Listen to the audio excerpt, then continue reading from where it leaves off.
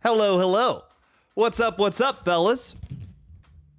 How we doing? Welcome to the Killjoy Jake YouTube channel. Thank you guys so much for hanging out with us. It's Friday, baby, which means it's time to watch a ton of horror movies, or at least talk about them on today's stream, specifically Blumhouse horror movies. So if you're joining the stream, if you're watching this on replay, whatever you're doing, make sure to hit that like button and subscribe because it would greatly help out the page quite a bit. Now, I want to say hi to some folks who are rolling in, but then we're going to get to the rankings, ladies and gentlemen.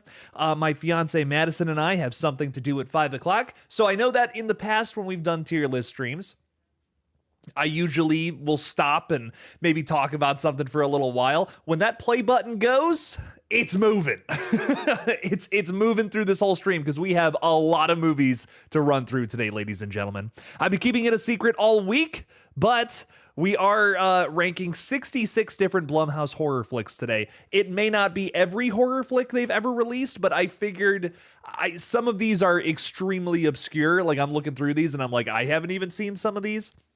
So I just went with like the biggest releases from them. Some of their bigger name hits and mostly movies that I feel people know. There's some weird ones on here too.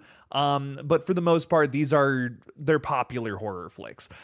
You've probably seen at least one of these movies because they've all come out in the last 15 years. And most of them pretty damn popular. But also, like I said, we got some weird ones in there as well, and I'm excited to get to all of them. So let's say hi to some of the wonderful folks who are joining us for this tier list stream right now. We got Kate Lindberg saying 70 minutes. Oh, it's now, Kate. Here we go. Welcome in. Thanks for hanging out with us. King Matthew III. What's up, Jake? How are you doing today? I unfortunately can't join the stream because I'm at work, but I wanted to pop in and say, hey, well, we appreciate you a ton. Nonetheless, Dave Sim is saying Alex Vincent Andy will be the celebrity guest DJ tomorrow for the after. I don't know what you're talking about, but rock on, dog. You're meeting Bill Moseley too? Oh my God, Andy from Child's Play and Bill Moseley Chop Top. That's crazy, dude. Well, have so much fun. That's exciting stuff. Richard J. Skarenki is saying it's the weekend, baby. Let's go. I know it's exciting stuff. Art the Clown is in Fortnite as well. Might have to pick that up. Tell you what. Jordan Curley is saying an update on my mom's situation. She hopes to come home on Monday. That's good. That's really good to hear. Jordan, I know you were telling us about that on the gaming stream yesterday, so that's wonderful to hear about, my friend. Thank you so much for the update. I'm glad that she's doing good.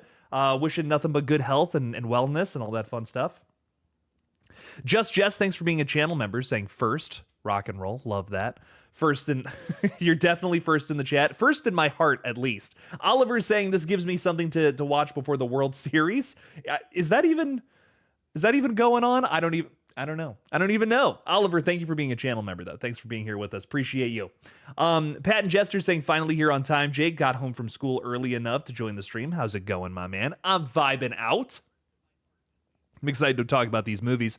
Some I forgot about, like making this list pretty much all morning. I'm just like, oh my God, I gotta watch that one again. So there's a few that I'm really hyped to talk about here in just a second. ASMR Ty is saying just watch Dead Meat cover VHS Halloween. I got the Dead Meat shirt on today, ladies and gentlemen. So there you go, rock on. You just watched them cover VHS Halloween. I haven't watched that yet, the podcast where they talk about it. James is a Fun Size fan. Fun Size stuck out to them to you the most. Okay, very nice. Yeah, that was a banger of a segment. I loved VHS Halloween. I've been covering it all month. That's how much I love it. So I even got to talk to the Normans who directed the final segment, Home Haunt. And if you guys haven't seen that video, I highly recommend it. It's a banger. It's a really good interview. It's probably one of my favorite videos on this page. Samantha Robinson, tier list time. Yeah, it's gonna be fun. Oh, I'm excited. Dead Meat has a Sinners kill count out too. I'm definitely gonna have to watch that. It's spooky season, so it's been nothing but chaos over here. But at some point, I'm gonna actually take some time and chill. It's gonna be fun. Flamingo Productions is saying hi there, Jake. Hi Flamingo, how are you? Welcome in. Chills Films is saying if the visit doesn't get S tier, I will riot. You know, you and I may agree on a few things there. Let me tell you. Well, it's on this list. Don't you worry. We're getting to it. Oliver's saying can't wait till Blumhouse comes out with Saw. I'm definitely excited to see what they do with that franchise. I hope it's good. I hope it doesn't piss off the fans too much. Jess is saying if I vote, do my votes count? Jess, you haven't seen any of these films, to my knowledge. Or maybe you have. I don't know. But But Jess is not exactly big on horror films, but does support the channel just as much though, and we appreciate that about Jess. So thank you so much. Your votes kind of count, I guess, because you're kind and support the channel. I guess they count. Gonna be a lot of rage bait votes, I feel, today. But anyways, let's just get to this. Let's get to this bad boy already. Let's see what we're working with here.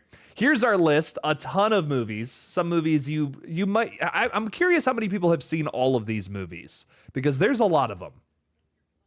I had to skip over a few. There was like one or two like big releases from them that I somehow missed, that I had never seen. I was kind of like, damn, that sucks. There's a John Cho movie called like AI, or it's like Afraid, but it's got like the AI thing in the middle of it.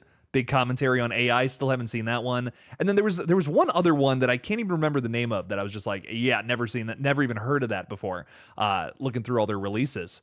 So, but I feel like this is the majority. Like when you think of Blumhouse, you think of this catalog of movies right here. And we're going to get to all of these in a second. Really excited to go through these. We are starting off with a weird one though, which I'm actually kind of excited for. I like when we start off with weird ones. I don't want to just get right into all the ones we know immediately. The Belko Experiment. This one's odd. Now, guys, the great thing about this is you're not just going to be watching me, some asshole, rank all these. You guys actually get to vote on these and decide where they go. If that's at the very top, insanely insidious, or like the next tier down, surprisingly sinister. Maybe it's a little more mid. I guess I'm a believer. I don't know. Maybe not. Could have been creepier is like, okay, this could have been a little better, I feel. Not terrible, but could have been better. Could have been creep. See what I did there? Creep and Creep 2 are on this list, ladies and gentlemen. And Go to the Gallows. Trash. Bottom of the barrel. We're throwing it out. Not too much fun there. I think we're going to have a couple of movies at least going to that one. But anyways, let's get to this. Guys, if you want to join, there is a link at the very top of the chat. If you click on that link, you'll be able to participate. We currently have 0 participants. Well, one person is ready, but I think that may be me. But if you guys click on that link at the very top there, you'll be able to jump on in here and you'll be able to participate once we hit this little play button here. But if you want to hop on in, click that link. Just wait in the little, just hang out backstage for a minute there while we get ready to vote. I'll do a little rambling while we wait for people. But definitely click on that link and come on in so we can vote. Jess is on her way to vote. Love it. Love to see it. Pat and Jester saying the Belko Experiment is insanely insidious for me. I'm excited to talk about this one because I feel like it's a little controversial. It's pretty brutal. It's an insane idea. It goes up there for me for sure, but we'll get into it.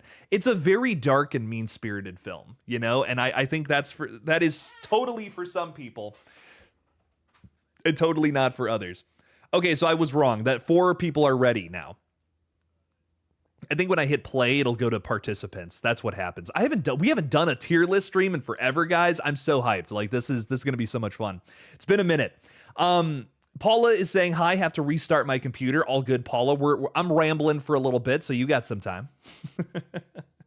Gina's saying, hi, everyone. Hi, Gina. How are you? Welcome in. Jake, what time are you on Davy's channel? I'll be over on Davy's channel here in a few hours. I go on at 8 p.m. tonight, so stop on by for that. Donate to his donate to the charity.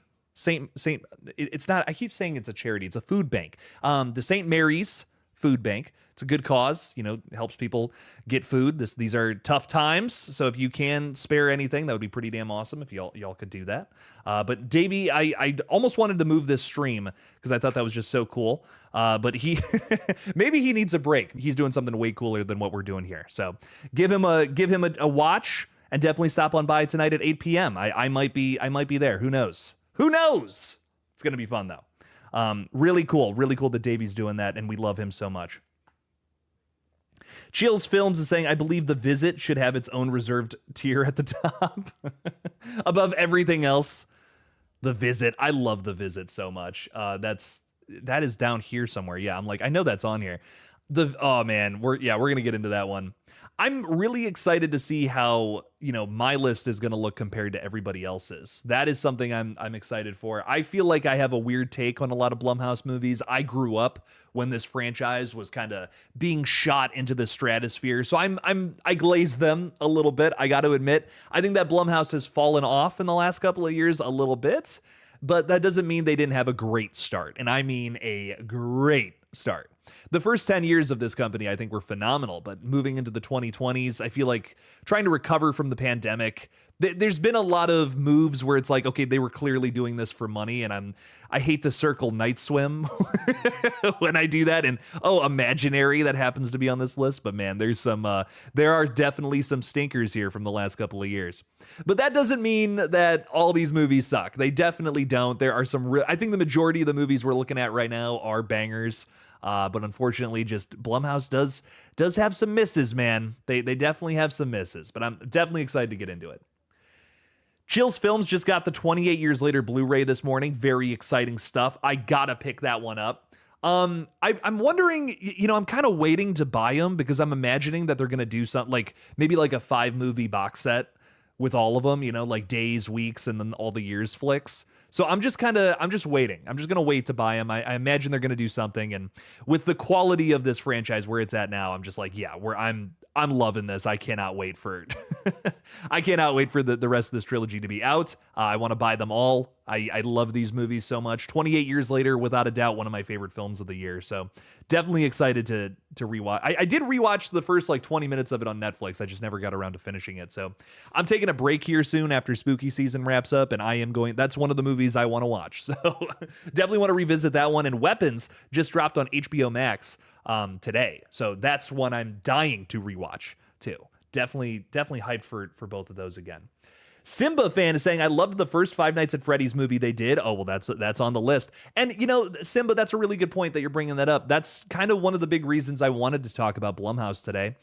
We have a big release from them on the horizon, Five Nights at Freddy's 2. And we just got the release of Black Phone 2, which is actually doing really well at the box office. So I wanted to talk a little bit about that. I wanted to talk about the future of this company, see where it's going next. There's definitely a lot to get into when it comes to Blumhouse, good and bad. And interesting, the good, the bad, and the interesting. And so that's why I'm, honest to God, so excited to get into this list. It's going to be fun. Gory B Movie's also with us. Gory, thank you for joining us last night. The stream was a little chaotic, but hey, to me, those are the most fun. So I'm very glad, very thankful you were there. Thank you for supporting the page. Thank you for being part of the chaos and the fun. Thank you for being with us. Gory, if you want to vote, there's a little link at the top of the chat right now. We're just waiting for more people to get in there. And we're going to be ranking a bunch of Blumhouse horror movies on this fun little tier list. We have 66 of these bad boys to go. So now is your time to voice your opinion. Say these movies rock or these movies totally suck. Because it's always one or the other, right? It's never something in the middle. It's either the movie was good, the movie was bad. I'm kidding. It was such a fun stream, says Gory. Well, I appreciate that. Thank you so much. Really appreciate that a ton. Gina's throwing 2 out there too, saying Jake has a goal if you want to help. I will say this, we have a goal, but even if we don't get it, I don't care. We're still going to do this at the end of the stream. So Gina, thank you for the 2. But at the end of the stream, we are going to do a little bit of a vote on what the Halloween tier list stream is going to be. And I'm really excited for that. I'm really excited to get into talking about what that's going to be. I'll ask you guys what should we do a tier list stuff on Halloween? I'm thinking Halloween, like spooky season horror movies. If you guys have something better that you want to do, let me know in the chat and we will absolutely get to it and we'll vote. We'll make it happen. I'm going to let the chat decide on this one though. So we're definitely doing a tier list stream on Halloween. I'm excited for that and let me know. Let me know what you guys want to do on all that. Simba fan was mixed on the Halloween trilogy. Oh, we're getting into that. We're getting into all 3 of them puppies pretty soon. All right, guys. Literally 30 more seconds here, and I think we're gonna get this rocking and rolling. We got 8 people ready as participants. Again, if you want to join, click the link that is at the top of the live chat right now. You can hop on in this. You can make your voice heard on how you feel about different Blumhouse movies. I think everyone's got a real strong opinion on a ton of these releases. I've seen your guys' comments. I know you do. So now is the time to make it heard. This is going to be the group's feelings about how Blumhouse horror movies affect them. Are they good? Are they bad? Are they somewhere in the middle? Or maybe like an A or a C tier kind of thing, kind of mixed one way or the skewed one way or the other, I would say. I have the link open but can't figure out the voting. We have not started the voting yet, so just click on that bad boy and then we'll go. I'm just kind of waiting for more folks. We only have 9 people, but I think we're just gonna rock and roll. We got 10 people. Okay, we're in double digits. I think it's time to get going. 90 seconds is going to start on the clock right here, and then when that 90 seconds is up, we're on to the next movie. So once I hit play, it's going to be chaos for the rest of the stream, ladies and gentlemen. So here we go in 3, 2, 1, Belko Experiment. Guys, how are we feeling about this one? The voting has begun for the Belko Experiment. You can now click on Insanely Insidious, top tier, Surprisingly Sinister, which is like a slight tier down. I Guess I'm a Believer, which is like middle of the road, whatever, kind of mid tier. Could have been creepier, could have been better. Go to the Gallows, bottom of the barrel. Not very good at all. I'm personally going with Surprisingly Sinister on this one. I think it is a very dark and brutal film.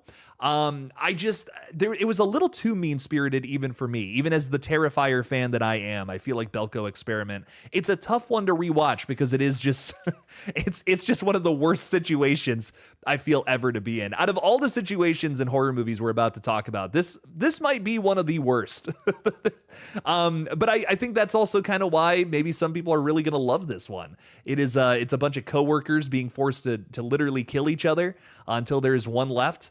And I don't even think, I think as I haven't seen this movie in a while, but I believe as they go along, they don't even know that there's only one person left, which is even scarier for that reason. But I've always really appreciated this movie. I think it's a very good one. And I'm happy that it's getting so much love. Look at that. 7 votes for Insanely Insidious. Very good stuff. Gory's ready to go. Ooh, same Jake. Hell yeah. Surprisingly sinister for me, but looks like 9 people are voting for Insanely Insidious. That's pretty exciting stuff.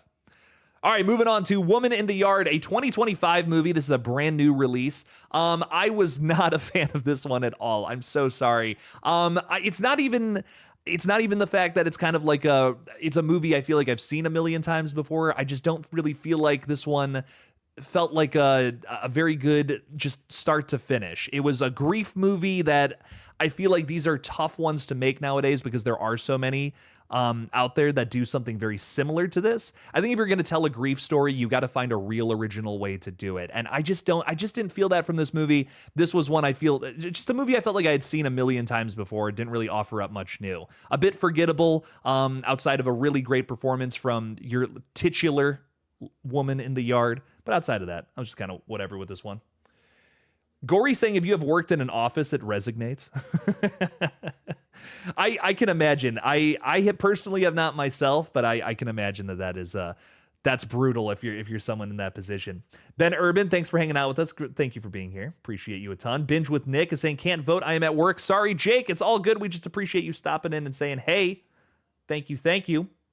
You'll only vote if you've seen them. Well, trust me, we're getting into some weird ones to start this off, which I think is pretty funny. We're gonna get into some more familiar ones a little later on. But Woman in the Yard going down to the gallows, it seems. We do have a vote for could have been creepier though, which I think is interesting.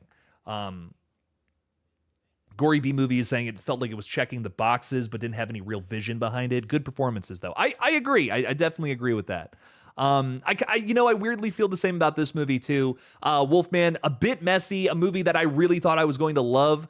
It's Lee Winnell directing a horror flick, and almost everything he's touched, I have loved. This is the first time I was actually pretty disappointed in something he did.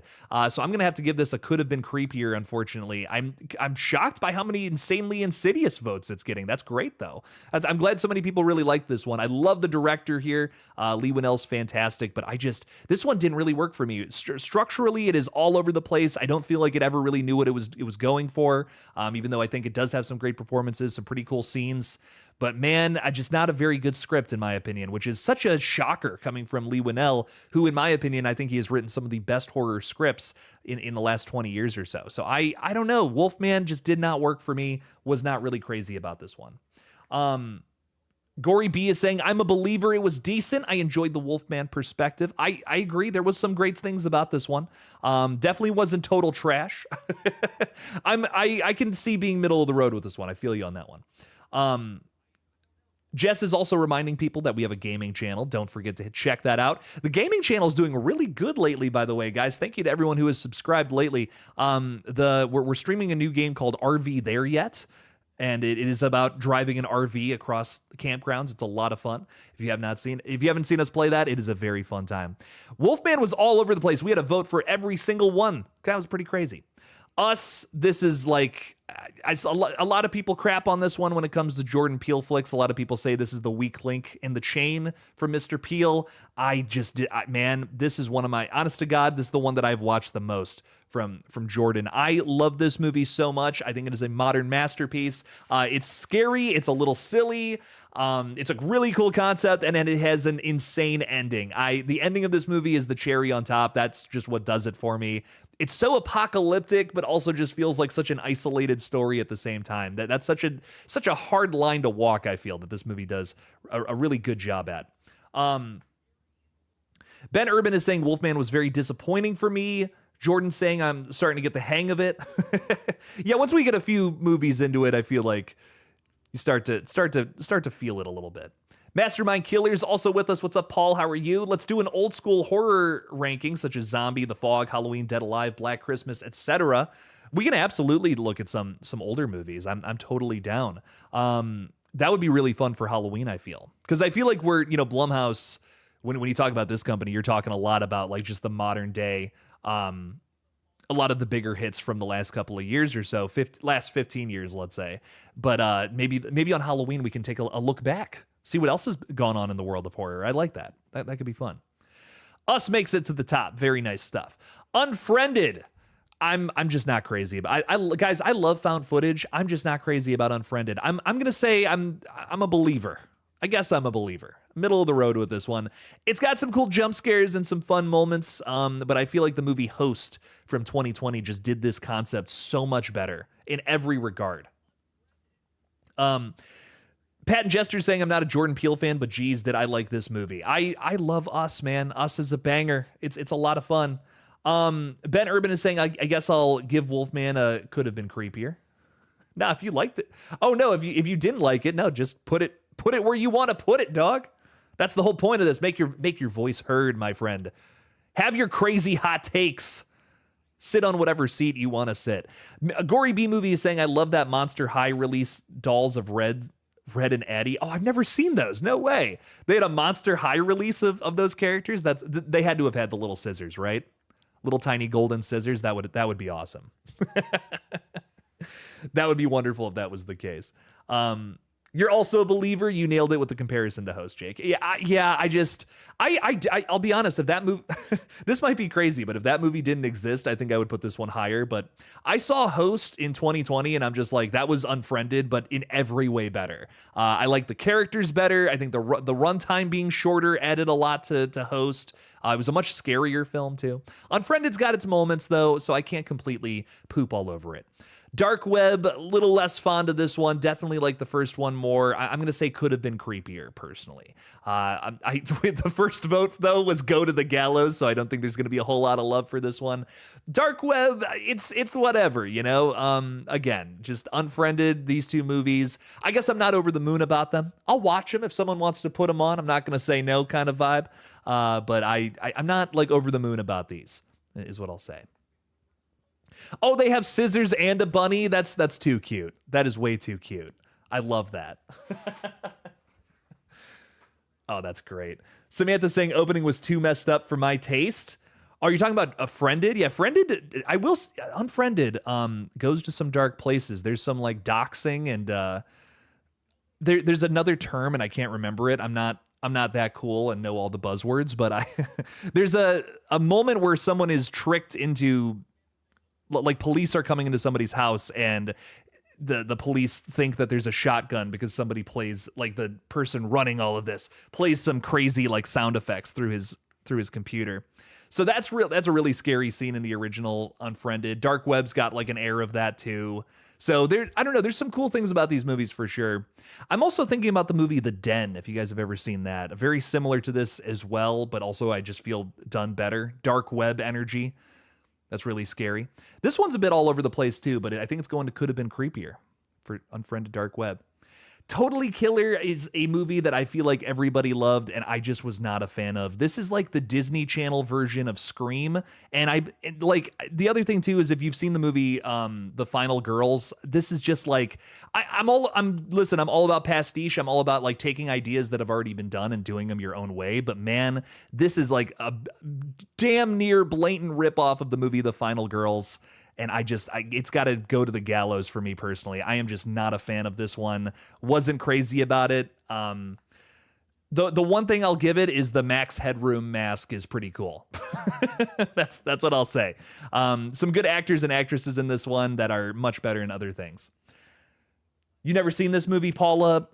Watch The Final Girls instead. I recommend it. Gory B Movie is saying, Totally Killer really did not get the 80s. Not as funny as it thought it was. Too gimmicky. The Final Girls is amazing. Gory, I am so with you on that one. I saw that movie maybe like a year after it came out, and I loved it. I thought that movie captures what I think this movie wanted to do so badly. I love that film. Like the concept of this movie is great, but it's been done so much better, and especially that movie. Versus this one. And it almost kind of, I guess I have like a resentment with Totally Killer a little bit because this one got so popular. And I remember covering this movie and saying, oh my God, it's just like The Final Girls. And people were like, huh, what's that? And that bums me out. Like go watch that movie because it's this movie, but better. That's what I'll say. They Slash Them, another movie that I just feel like didn't really work for me. A lot of the Peacock originals that have come from Blumhouse I was not crazy about them. I don't think, honestly, this might be a hot take. I go to the gallows, not quite. I'm going to give it could have been creepier. It's got its moments, but overall, I just, I don't know. Just wasn't too big a fan of this one. Let me know what you guys think, though, down in the comments. What else is going on? Gina's watch list is getting long. There's a lot of good movies on this list. I'll tell you what. It's interesting. Lots to talk about for sure. Ty Lee is saying, I'm late. No worries, my friend. You can still hop in. We've basically just cracked into this. I mean, we've only have a few movies on the list so far. So still lots to talk about, still lots to get into. Pat and Jester love both the Unfriended movies. That's all good. And I don't even watch found footage horror. Rather watch them over this movie, though. Looks like a shitty Disney Channel-esque Scream ripoff. That's all I could think the whole time I was watching it. I'm like, this is the Disney Channel version of Scream. It's like, I don't know. That's no fun. Looks like I didn't miss any real important ones. No, I mean, we haven't gotten to like the big hitters yet. Us, we talked about Us. Like, I feel like that's a pretty big one. But outside of that. Taft Studio, what's up? Welcome in. Appreciate you. Thanks for hanging out. If you want to vote, click on that link at the top of the chat. We're getting into the visit right now, which is, I'm going to be honest, again, maybe some hot takes here going to the top for me personally. I love The Visit. I love this was such a unique film, in my opinion, that I will give a lot of credit to. It's a found footage horror movie that has a little bit of humor. And I feel like we didn't really get that before this movie.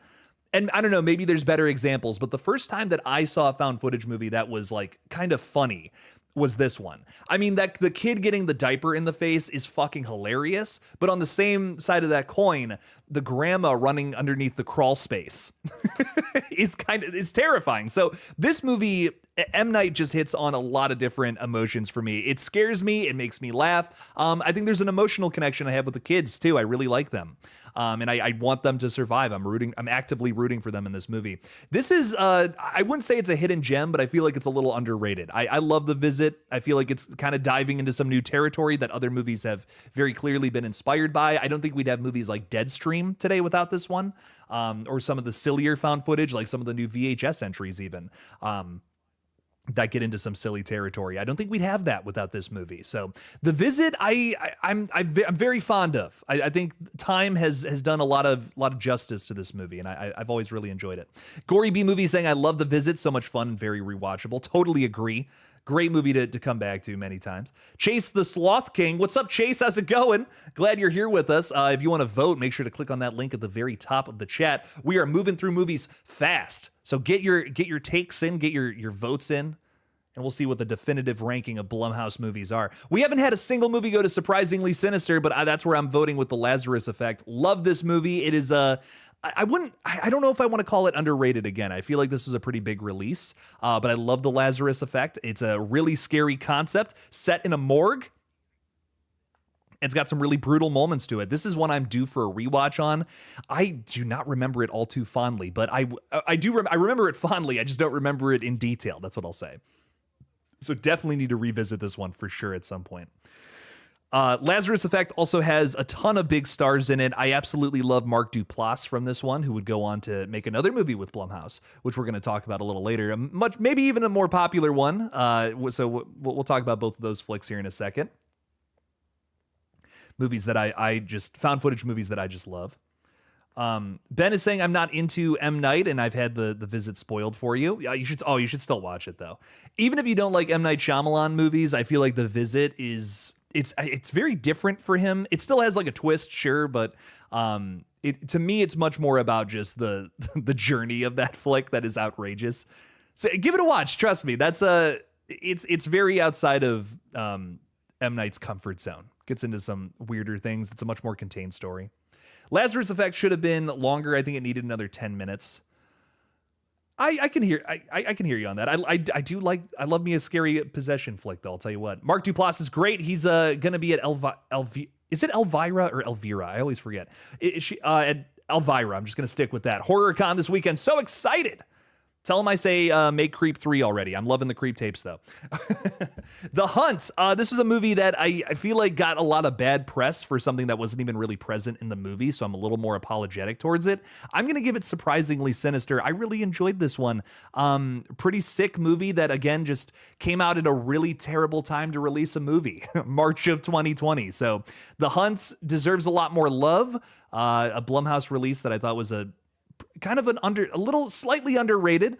I wouldn't call it, I don't know if I would call this like total banger, but it's got some great stuff to it that I love. And a really shocking and surprising opening sequence that if you haven't seen this one, I don't want to spoil it for you. The first 15 minutes of this will blow your head off. That's what I'll say.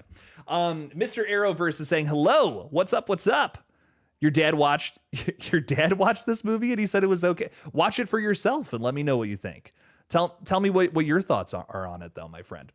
Johnny Naris is saying Halloween 2018 is one of one. Oh, we're going to get to the Halloween movies. I'm excited to see where those go. I have varying opinions on all three of those. Very excited. You'll take that under advisement, Jake. There's a lot to love about The Hunt, though. Seriously, it's totally worth the watch. Maybe not the best from Blumhouse or anything like that, but still very good.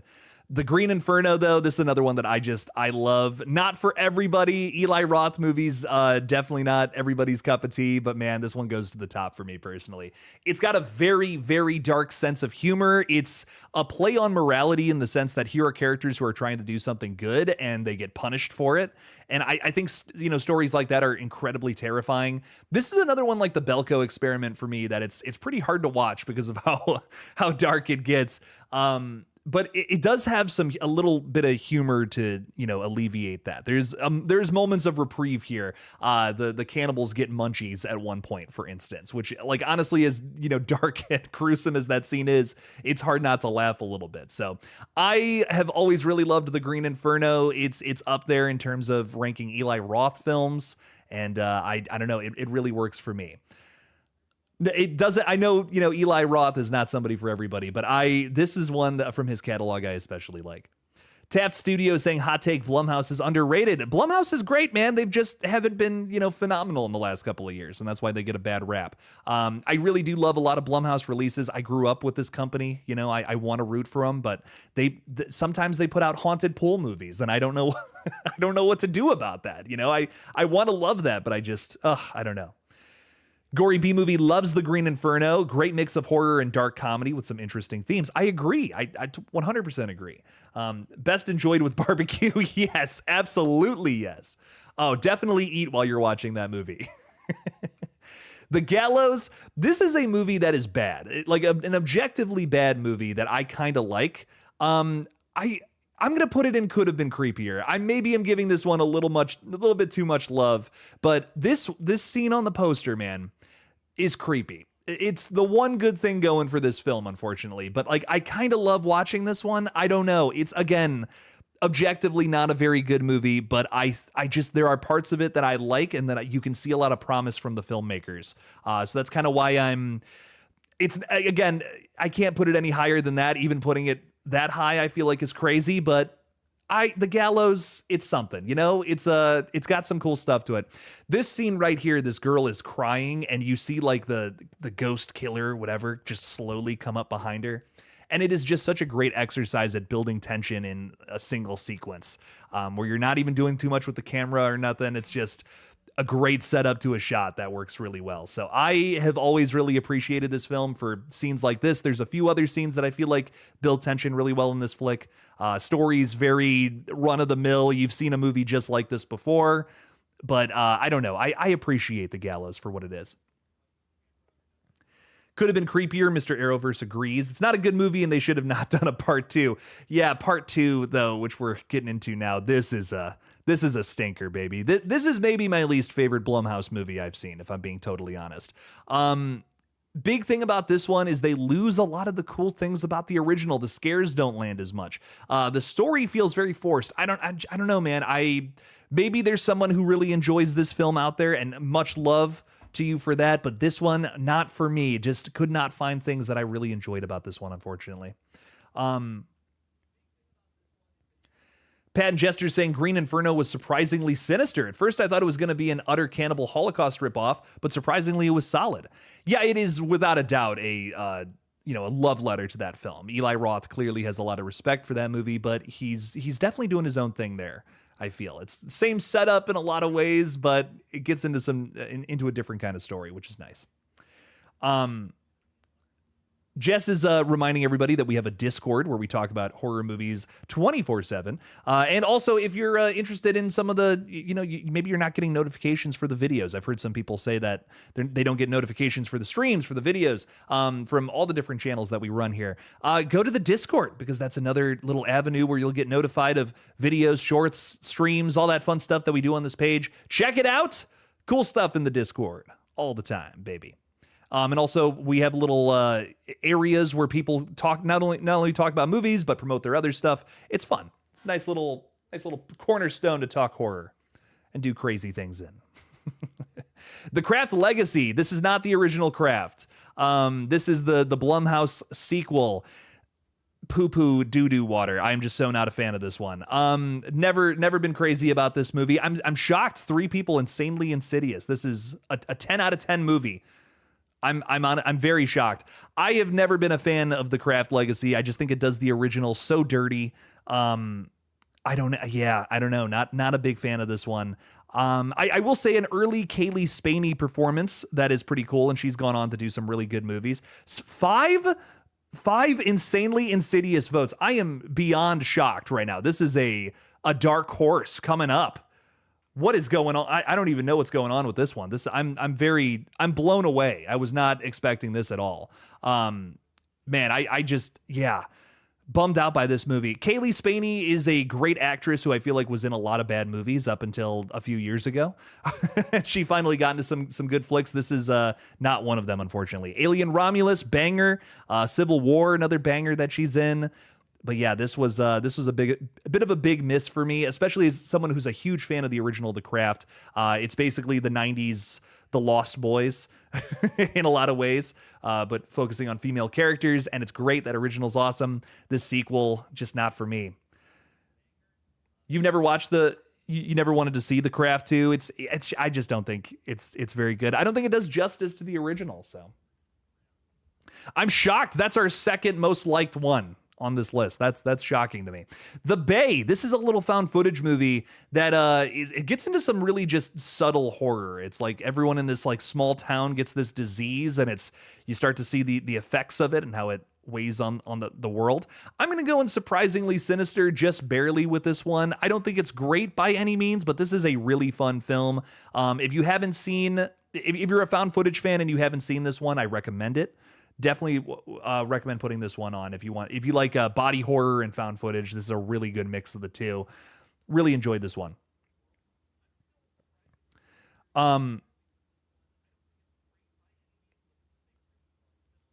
What else is going on? You've never seen either The Craft or The Craft Legacy, but I heard the movie was bad. You got to see the original The Craft. The original The Craft is fantastic. The Bay is a good movie. I liked it. I put it in surprisingly sinister. I agree. It doesn't quite reach like 10 out of 10, insanely insidious, great horror film status, but I do really enjoy it. It's an underrated Blumhouse release. I feel like doesn't get enough love. I feel kind of the same way about this one as I do The Hunt. Like I'm kind of at the same level. These are both really good watches. I'm glad I've seen them, but not masterpieces or anything like that. Patton's going to a horror convention with their dad this weekend in Pennsylvania. We're going to go visit the mall where Dawn of the Dead was filmed. Very nice. I got to go see that a few years ago, so enjoy. And it is a bummer that it's getting torn down. So I'm really upset about that. Split. This is another M. Night Shyamalan movie. Probably the only. I think these are the only two movies he did with Blumhouse: The Visit and Split. I really like this one. I can't quite give it insanely insidious. It's I love when horror movies can get a little silly. This is a psychological thriller that gets a little silly, and it doesn't always work for me. The humor doesn't always hit, in my opinion. It's a bit of a criticism I have. It gets a little too silly at times where it could have gotten scarier, I feel. But I do really enjoy this one nonetheless. I think it's probably one of M. Night's better releases from the last 15 years or so. I really liked Trap too. Everyone hated Trap, but that was just the logic did not add up. But man, did I have fun with it! I didn't even care. I was having so much fun with that one. Rule of cool on Trap is how I feel about it. But Split, maybe it gets a little too silly at times for me. That's my only criticism. Terminator 2D, No Fate. Oh, is there a new Terminator game coming out? I'll play that. Sure, yeah. Absolutely. The original Craft is one of my favorites of all time. I'm surprised so many here love the sequel. I was disappointed, but didn't hate it. I was I love The Craft. I think that's a top 10 90s horror movie for me personally, but that sequel just did not do it for me. This is Speak No Evil, the American remake of the Danish film. I like the original better, but I'll say that Blumhouse did a pretty good job with this one. I think if you're going to remake a film, like especially an international movie, and the only reason you're doing it is just to make it in English with, actors who are more familiar, that sucks to me. I was so worried this was going to be a wreck to quarantine situation, and it's not. Speak No Evil does something different with the ending of this movie, and whether you like that or not, I appreciated it. I'm glad we didn't get the exact same movie personally. So I'm putting this one in surprisingly sinister. Again, I think the original movie is still better, but I think this was a really solid 8 out of 10. James McAvoy gives a great performance here. That's so weird that we got Speak No Evil and Split back to back. What are the odds of that? That's crazy. But Speak No Evil, really good movie. Really solid. Again, I think I prefer the original better. This was cool though. This was cool. Yeah, the Danish one is much more bleak, has a greater meaning, but McAvoy is terrific in the remake. Yeah, the point of this story, I feel comes across better in the original. But if you want to see here's the alternate version of it, I can kind of vibe with this. I can kind of vibe with this ending and where it goes. I'm glad it's going up to the top here, just barely by a vote, made it up there. That was a close one, man. That's crazy. Look at that. Sinister. Up next. In my opinion, this may be the best Blumhouse film. This is this could go to the very tippy top for me personally. I think in terms of what is the scariest Blumhouse movie, this is always my answer. Sinister terrifies me. The lawnmower scene. Every time we see a new tape, it is scarier than the last, and that lawnmower tape is one of the scariest. I don't know. That's one of the scariest jump scares I think out there. Scott Derrickson did such a good job with this movie. Probably my favorite film from him. And I'm excited to talk about more of his work on this list later on. But Sinister is very, very close to probably my number one. But I don't know. Tough to say. I think it is definitely the scariest Blumhouse movie. Speak No Evil remake, good remake if you want the heroes to. I don't want to say that because it might spoil it. Yeah, but I hear you on that, Mr. Arrowverse. Ben Urban is saying I boycotted Speak No Evil for like a year because I was so sick of the trailer, but it's not bad at all. Well, that's not the movie's fault. That's the marketing team's fault. And Blumhouse marketing, man. Oh, jeez. It's rough. Gory B Movie saying, I love Sinister. It plays the audience so well. I would have been killed in this movie for sure. Genuinely unsettling, sorry. Yes, I'm so with you on that. It's a terrifying situation, creates some great atmosphere. I love Scott Derrickson's use of the Super 8 footage, which he has pretty much used in almost every other horror film he's made since. Gotta love that. Sinister bangs, man. Sinister 2, however, not as hot on. Not a terrible sequel. I'd even go so far as to say underrated, but I'm still going to give it like the middle tier. I guess I'm a believer in Sinister 2. It's solid, but I feel like it misses a lot of the things that were great in the original. The one thing that I do love about Sinister 2 that it executes very well is every time we see a new tape, of something that happened with the other families, the other kids or whatever, that is where this movie shines. There's some really brutal kills in this movie, maybe just as memorable as the first even. One involving rats is one that is just burned into my brain.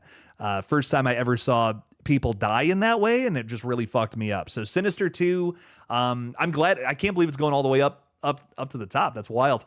It's a really solid sequel. It's got some story problems, but still very fun. Still very fun through and through. Taft Studios is saying, imagine Blumhouse making an Alien movie if Universal bought 20th Century Fox from Disney. I wish, man, but Disney is never going to let go of that. I'll tell you what, they're doing way too much with Alien, Predator, and I mean, they're even doing an Ice Age movie now, which is crazy. So 20th Century Fox stuff, it's yeah, that's just Disney's all up in with all that. Sinister is excellent, very unnerving, totally agreed. Gina was bored with Sinister and prefer 2, not a popular opinion. Brutal.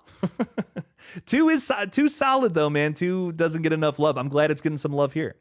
Sick. Guys, you guys know how I feel about this movie. I hate the characters in this movie so much. The characters are so bad, it ruins the film for me. Go to the gallows with this one. Good chase scenes, I'll give it that, but man, with a very lackluster killer reveal and maybe some of the worst characters I've ever seen in a horror flick. I just do not like Sick. I am just not a fan of this one.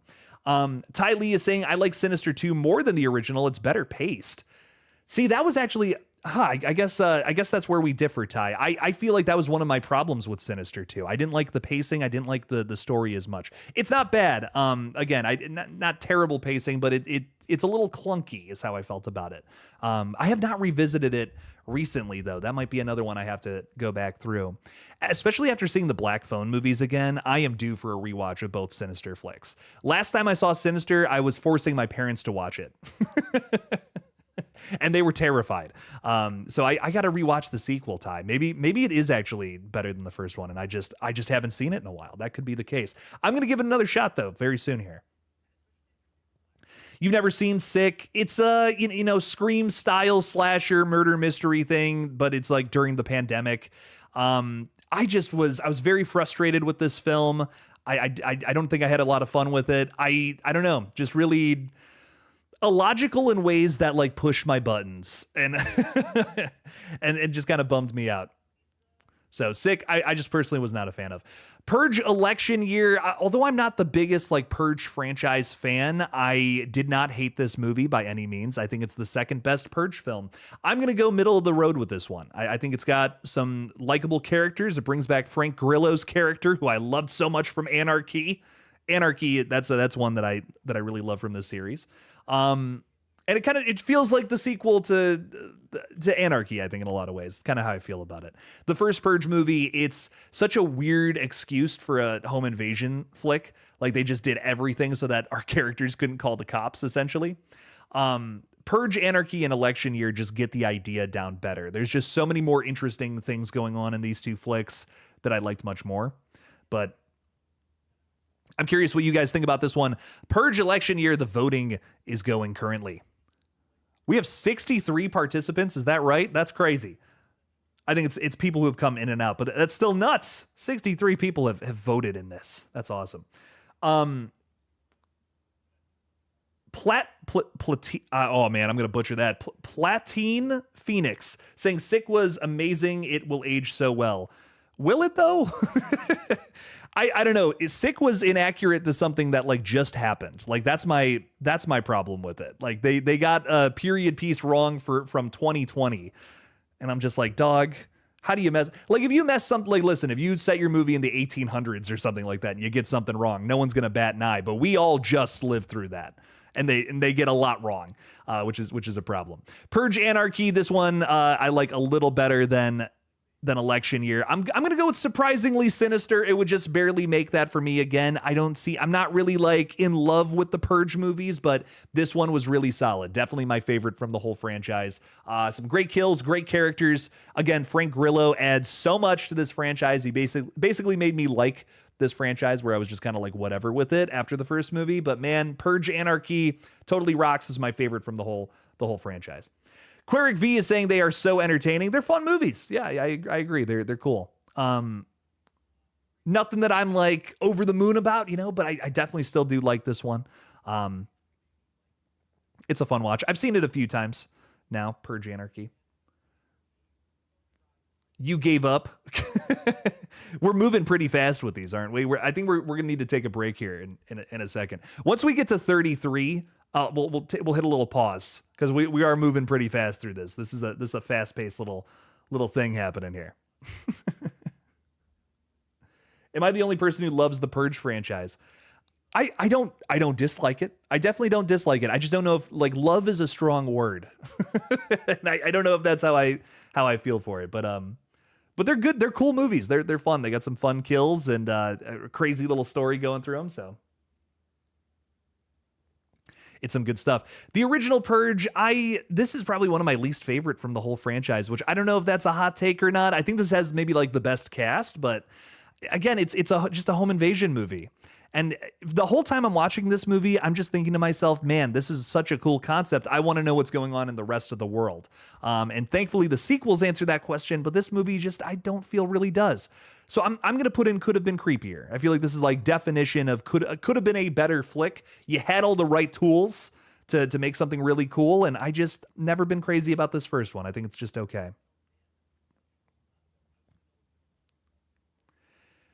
Gory, I totally agree with that. Sick was too premature in its pandemic commentary. Felt like they rushed to get it out and fumbled the execution. I am 100% with you there. You could totally make a pandemic slasher flick. Like, it's a good time to set something like that. But, there's things that are inaccurate. There are I can't get into the characters, and these are two things that I feel are very important with slashers nowadays. You mess those things up and it's going to lose me pretty fast. Slashers are a tough thing to do right, man, unless you're doing like a sequel, because then you have a little bit of like a format. But slashers, you gotta, there's just some things you gotta make happen with them, or you're going to lose your audience. There's a million slasher movies that people have probably already seen before. And if you're just going to do the same thing that's already been done, well, that's just kind of, it's not as fun. So Paranormal Activity 4. I really like this one. It's weird that we're starting the conversation with such a big franchise from this studio with the fourth movie, but I've always really enjoyed this. We get an early performance from Catherine Newton in this movie, who's phenomenal in pretty much everything she's been in.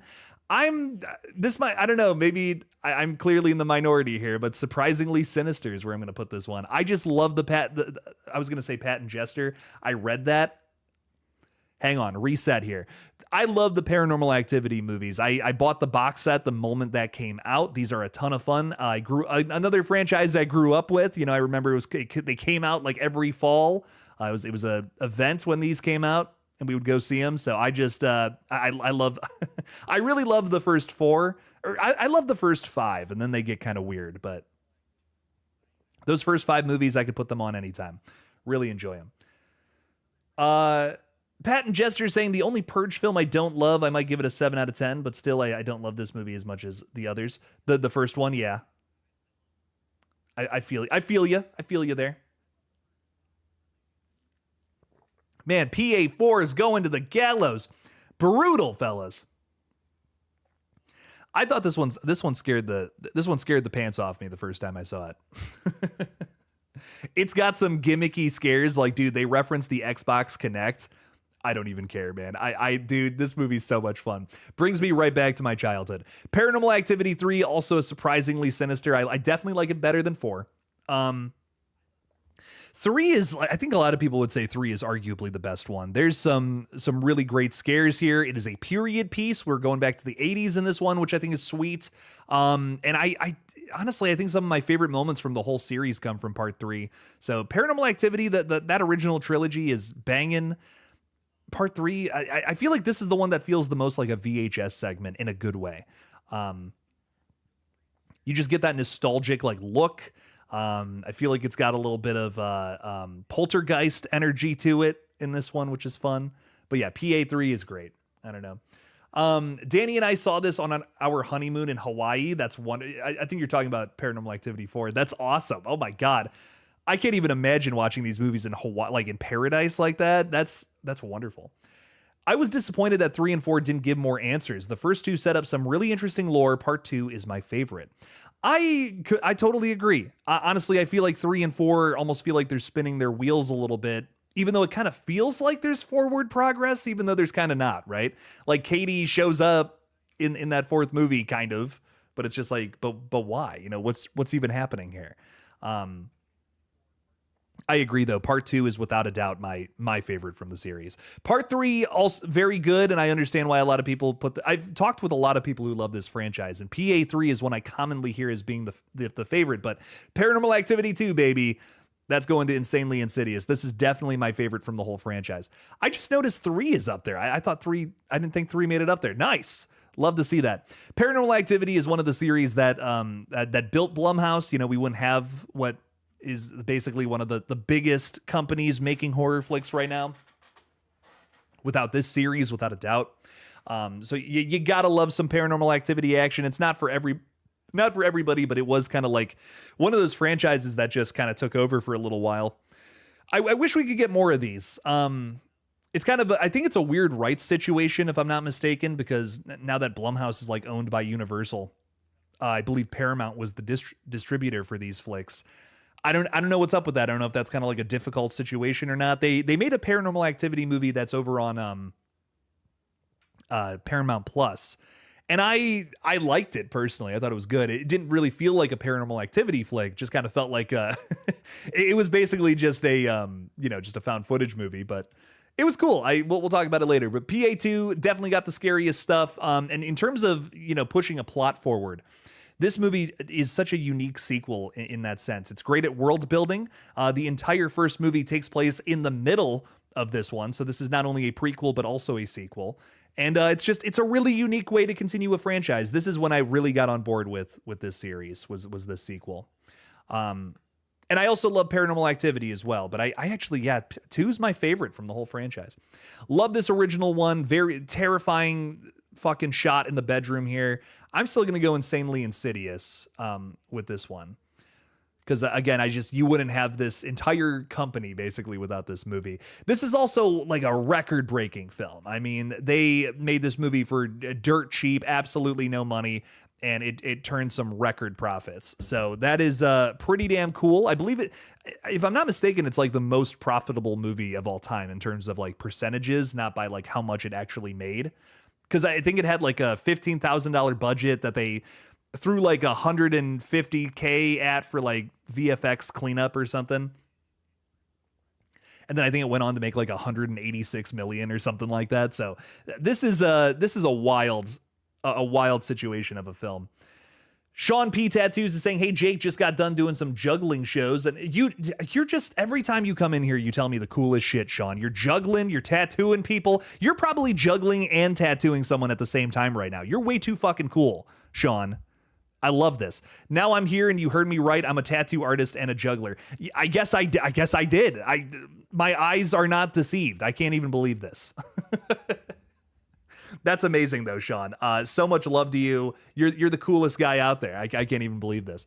You know what? One day I want you to give me a tattoo and I want you to be juggling while you're doing it. I don't even care if you fuck up the tattoo. It's just going to be the coolest experience ever. Moving into Next of Kin, this is the latest Paranormal Activity flick that we got a few years ago. Again, it's over on Paramount Plus. You may not even know it exists. I enjoyed it. I don't think I don't feel like it really captures what I love about Paranormal Activity, but it is I think a pretty good found footage flick. I'm going to put it in surprisingly sinister, just because it does feel like a big deviation from what we typically do in this series. But it's got a really scary monster at the end. Again, going back to the VHS franchise, this feels like a feature-length version of like something you'd see in that series. And it's honestly pretty scary at the end for that reason. So I really love a lot of what's going on in this flick. Perry Moberg, thanks for being a channel member, saying, I just got a pumpkin tattoo. That's badass. Love that. Sean P. Tattoos is saying, say less. Let's make it happen. Let's make it happen, man. Ty Lee is saying, my friend saw PA in theaters and he came home scared to death thinking it was real. It's got a vibe of that though, man. It never does anything that's like too out there, I feel. Just like Blair Witch Project in a lot of ways, where it's almost like you can kind of believe it. But yeah, I love Paranormal Activity. Some great stuff there. Erica is driving home from work and listening. Hope you have a great stream. If you're on when I'm home, I'll pop in. We're going for another hour. We have 30 more than that. We have a ton more movies to get through. 36 more movies. So we still got a lot to get into. It's going to be fun. We haven't even touched the Insidious franchise yet, which I think is exciting. Erica, thank you for hanging out with us, though. Drive safe, and thanks for being with us. Taft Studios is talking about VHS 9. Really hoping that movie happens. Marked Ones, also a very good flick. I'm going to put it a little lower than the original trilogy, though. Again, no hate against Marked Ones. This is one of the sillier entries. We're, again, another found footage movie where we're getting into some silly stuff, some wacky stuff. But I don't mind that. I can kind of vibe with it. This is definitely one of the wackier ones. It has some great, very memorable characters, though. And I don't know, Marked Ones, it's got a different setting too. All the Paranormal Activity flicks are set in these gorgeous LA homes. Here we are in like an apartment building. So again, it's just a really unique film that does some different things. I like Paranormal Activity, the Marked Ones. So Gory B Movie is saying Next of Kin was so much better than I expected. I agree. I really did not expect much from it at all. I was going into it thinking, okay, this is the one last go around for the Paranormal Activity Ferris wheel, essentially. Sure, we'll make it happen. We'll see what's up. And I was pretty blown away. It was a really nice change up, because I feel like Ghost Dimension, which is probably the movie we're talking about next, is you could tell like the concept got worn out, and it was nice to see them just kind of change it up, do something different with Next of Kin. Ty is throwing $5 out there. Ty, thank you so much for the support, man. Really appreciate that a ton. Thank you. Paranormal Activity, The Ghost Dimension. This is by far my least favorite Paranormal Activity flick. And it bums me out too, because I think there's some really cool things happening in this one, but just overall, a lot of these new ideas don't work. There's a lot of attempts to reinvigorate the concept of family moves into a house and there's, spooky spirits around and all this crazy stuff happening. I love this. This is the shot of the movie that made me not hate it because it's so sick. This girl seeing this gigantic portal on the back wall of her bedroom. But yeah, ultimately, I think this could have been creepier, man. Could have been creepier. Could have been a lot better. But unfortunately, it's just not. It's a shame, too. PA5 is, for me, could have been creepier. Good characters, good directing. But to me, it didn't answer a lot of stuff that would lead into the Ghost Dimension. I agree. Not a lot of answers in this one. Toby gets a physical body, I guess. I don't... Huh? What is happening here? I don't know. It's also weird to do this, I feel, with like brand new characters too. I feel like that's kind of just a lot of odd stuff. Mastermind Killer saying, I want to get a ghost face and Gale tattoo to honor Gale's death in Scream 7. Do you know something we don't, Paul? What's going on with that? That's funny stuff. All right, moving into Ouija. This movie's fine. The sequel I like so much better. Ouija, I actually saw this one in theaters because I don't know why I was weirdly pumped for it, but I guess I'm a believer. It's middle of the road for me. It's whatever. It's a very run-of-the-mill Blumhouse flick. It's got some cool scares, some forgettable characters, and I think exactly what you would expect from a movie about a Ouija board having demons and killers and stuff. But this, man, the prequel that is also kind of I guess, is it it's a prequel. We're just going to call it a prequel. Origin of Evil, so much better. Directed by Mike Flanagan. He should have done the first and the second one. Like, man, oh, so good. Unfortunately, the only reason I'm glad this movie exists is because of the second one, which is crazy to say. Taft is saying, I wonder why Blumhouse didn't work on Nope. It's because Jordan Peele signed was it a 5-year, like some kind of crazy deal with Universal, which is the company that owns Blumhouse. So Universal snatched him up. They're just like, oh, Jordan Peele's making some really good flicks over at Blumhouse. We want him to make flicks for us now. So he signed a deal with them, and now he's making a bunch of movies for them. Nope was his first release under the Universal banner, and not just I think Us and Get Out were distributed by Universal, if I'm not mistaken. But I do love I really loved Nope, and I'm excited to see what his next movie's all about. So Ouija Origin of Evil, dude, this is a movie I fucking love. Mike Flanagan can do no wrong. It's hard for me not to put this at the very top. It's hard for me not to put this all the way up there. This is why I think this franchise is even worth talking about, is because of this movie. Mike Flanagan just kills it here, dude. Just lots to love. If you're a fan of Haunting of Hill House, which he also does, of course, lots of familiar actors from that in this. It was weird revisiting this movie. I watched this in September again, and I cannot believe how many people from Haunting of Hill House and other Mike Flanagan projects pop up in this. So lots to love about Ouija Origin of Evil. Some great stuff. Gory B Movie is saying, I think naming the demon Toby was a huge mistake. I bet Pazuzu bullied him in high school. Yeah, it is such a silly name, and we use it in almost like every Paranormal Activity flick. So I agree, a bit of a mistake. Bit of a mistake on this one. Joe Bet Gret, what's going on, Joe Bet? How's it going? Thanks for being with us. Thanks for being a channel member. Appreciate you. Gina's reminding everybody that I'm going to be on Davey Deathray's channel later on tonight. Definitely check that out. It's going to be a lot of fun. Davey is currently doing a stream for charity for a food bank. That's like, I keep saying charity, but it's for a food bank. It's like the same thing. You know, it's for a good cause, and it's awesome, and Davey's amazing for that. So definitely check out his stream.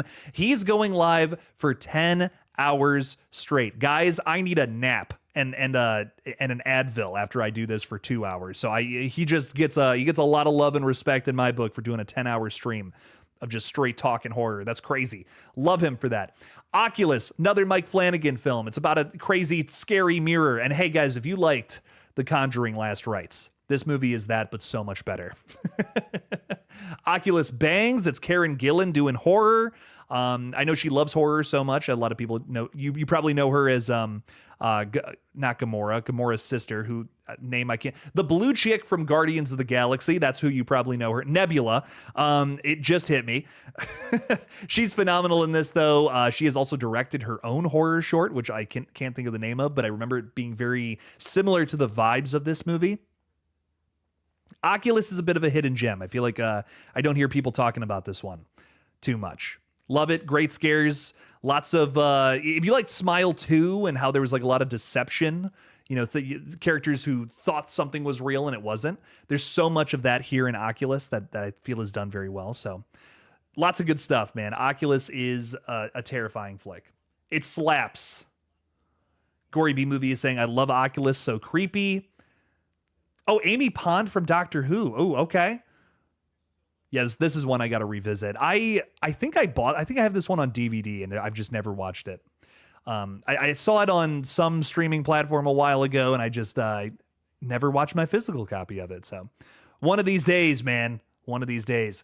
Night Swim, a movie. Who just put Insanely Insidious for Night Swim? Y'all are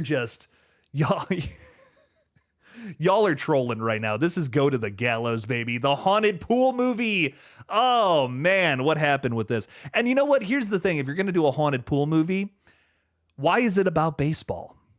What's happening here? Night Swim is a wild flick. I don't know, man. I don't know. Not too much I really love about this one. I hate to say it, but brutal.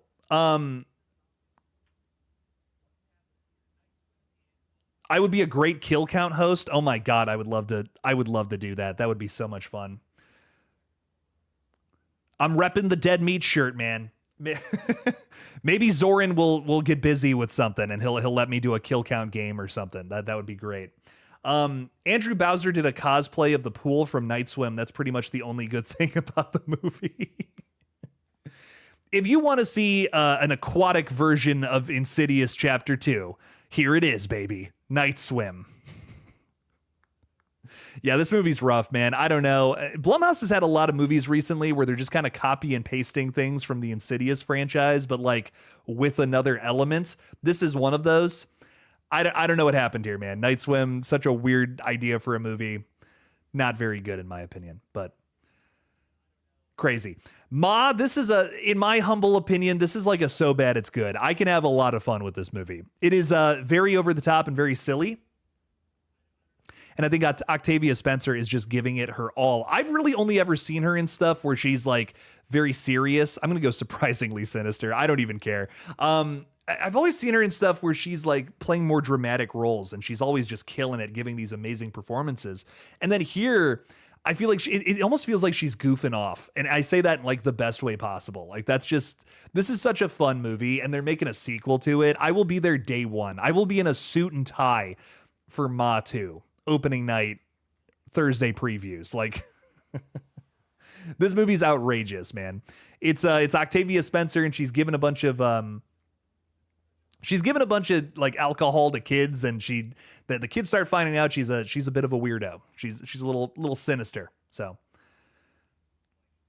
Jess is saying eat my shit. Classic iconic moment from some for other flicks. Karen Gillan was also in Jumanji. Yes, she was. I forgot about that. Gory B Movie is saying Ma was better than expected, but I'm surprised it is getting a sequel. I'm here for it. I don't know if it's going to be good or not. I don't even care. I'll check it out, man.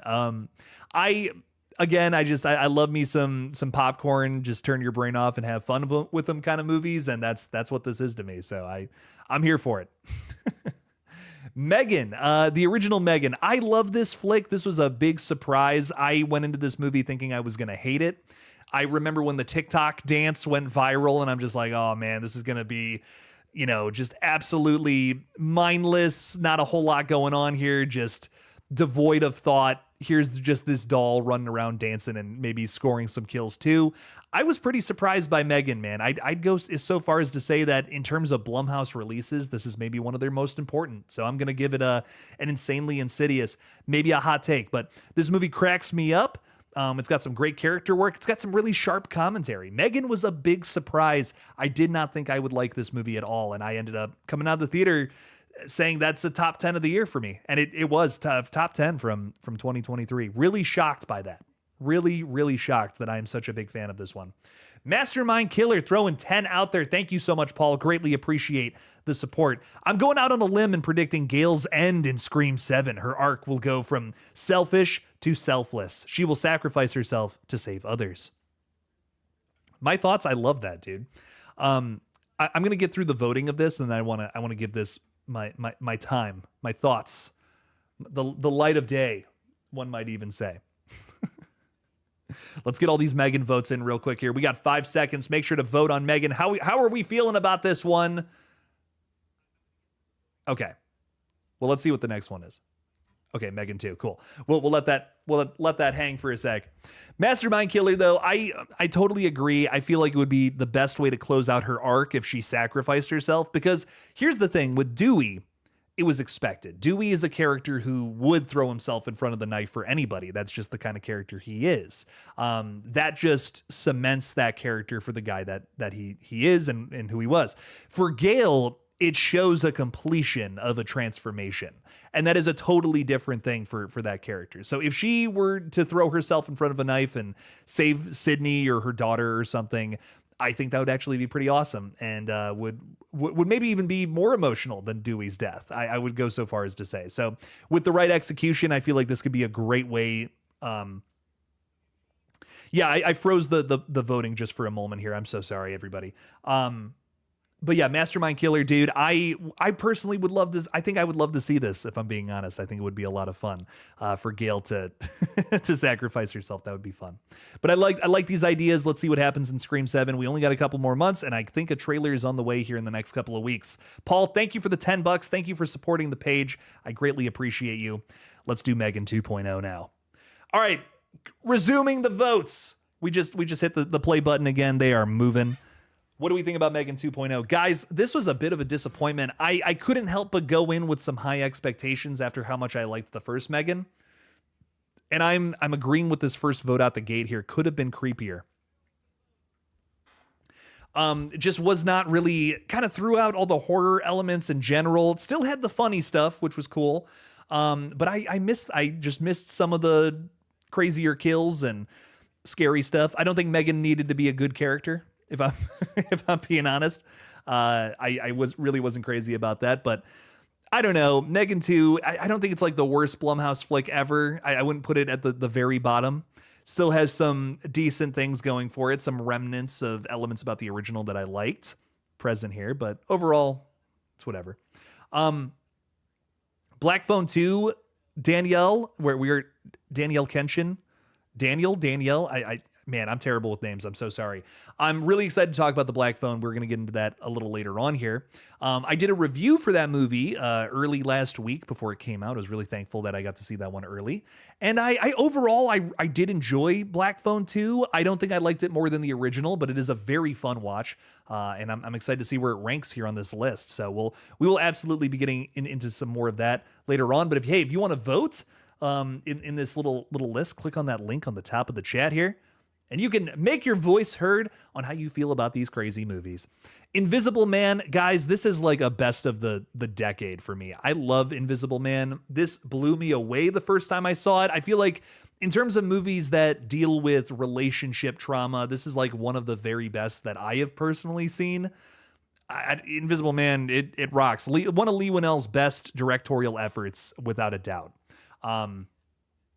Such a great reinvention of the original idea too.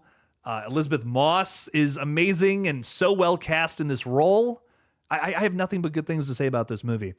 I also love that such a common criticism of the world today is that we don't believe victims, and this whole movie relies on you believing the main character, and that's why certain things are left in the dark. It's just such a really well done and thoughtful thriller for what it's trying to do, what it's trying to say. And I loved it. Elizabeth Moss is amazing in this one. Goes to some dark places, but it never forgets to have some intense action sequences that are really fun. So I lots to love about this movie, man. I don't know. This might be like top 10 of the 2020s. Joe Bedgret is saying an Invisible Man is one of my faves. I think it's a top 10 Blumhouse movie, top 10 from the decade. Lots to love here. Invisible Man is insanely insidious. Great movie with great acting and directing, and one of the last movies I saw in theaters before the pandemic. It was the very last movie I saw in theaters before the pandemic, in fact, which is very funny. Insidious, guys, listen, there's a reason I named the top spot after this movie. Come on now. This is another movie that I just don't know if Blumhouse would be the giant they are today without. This is a huge franchise for them. All 5 movies have been incredibly successful, whether you like them or not. I have varying opinions on where the sequels go, but man, this original is a classic. It's a modern masterpiece. I love it so much. Scary as fuck. Total crazy reinvention of the idea of the haunted house. And I don't know. I love Insidious. It scares the hell out of me. Scared the hell out of me the first time I saw it, and just scared the hell out of me the 100th time I watched it recently. So lots to love with this one for sure, man. Blumhouse would make a better Slender Man movie than Sony, because why would they ruin my boy? Also, Megan 2 was bad, says Taft Studios.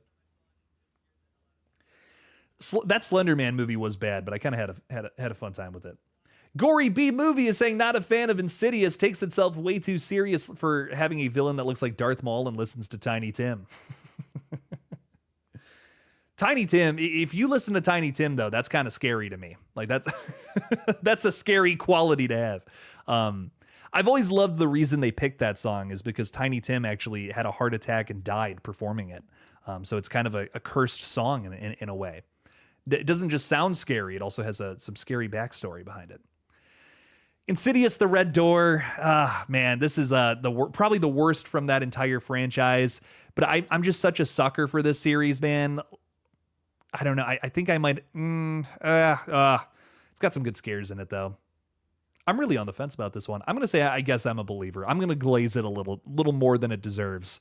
I love seeing Patrick Wilson in horror movies, man. So I'll give him a pass here. This is his directorial debut, which he also wrote a song for and sang the song for. Dude, Patty Wilson put a lot of love into this movie. The script may not be great, but damn, there's some effort here. There's some effort to make something really special here. So Insidious: The Red Door, man, I did not love it, but I'm glad it exists. Tiny Tim was also in the horror film Blood Harvest. How did I not know that, and how have I not seen this before? That's crazy, gory B movie. I gotta change that. I gotta change that now. That's wild. Ty Lee is saying Insidious is one of the most memorable theater experiences. Oh, for sure. I've seen every single one of those in theaters. Ever since the first time when I saw that original, it blew me away. And I've seen every single one in the theaters. It's awesome. Patton is saying never liked the Insidious movies. Brutal. Yeah, really on the fence about these ones, which I think is interesting. I still need to watch Red Door. I've seen the first 4 movies, but I haven't seen Red Door. I think if you like the other 4 movies, you got to watch it. But yeah, I don't know. I was a little disappointed. Last Key, I think, has some of the best scares and a really cool monster. Maybe the best new monster outside of our Darth Maul looking fella. But it's really just another movie that I feel like is kind of all over the the place in terms of pacing and story. I'm gonna go surprise. I've seen this movie so many times though. I keep coming back to it. Last Key is a sequel that I am just so apologetic for, man. Maybe more than most. Again, great scares, and I love hanging out with Elise Rayner. You know, just she's our horror grandma. Kind of love her for that reason. And they're currently filming Insidious 6 right now, which is exciting. Really excited to see where that one goes. We're coming back to an Elise prequel story, so that's essentially going to be like chapter 3 of the prequel saga. No idea what that one's going to be about, but I'm down for it. So definitely excited for whatever part 6 is gonna hold. Queric V is saying, I remember that. I also remember that Kurt Russell road rage movie that brought us back outside. Would have come back to silver screen and sad movies. Oh, wait, are you talking about Russell Crowe? Oh my God, what's the name of that fucking movie? I know what you're Unhinged, right? Yeah, the Russell Crowe. Wait, I know what you're talking. Yeah, I haven't thought about that movie in forever. Madison and I watched that very early on in our relationship. That movie always makes me think of her. Insidious Chapter 3. This is one of my favorite Insidious movies. Probably my favorite sequel. I'm going to put it in Insanely Insidious. As the title would suggest. I really love this one. In terms of what is the scariest Insidious movie, it may be this one. I'm going to be totally honest. I think some of the jump scares in this one just like, I'm flying across the room when I see some of them. The one that really gets me is in the opening sequence. We see our character just like this guy's waving to her the whole time. What's going on with all that? And she gets floored by a car.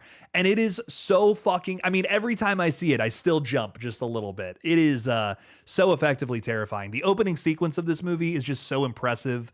Insidious Chapter 3 rocks so damn hard.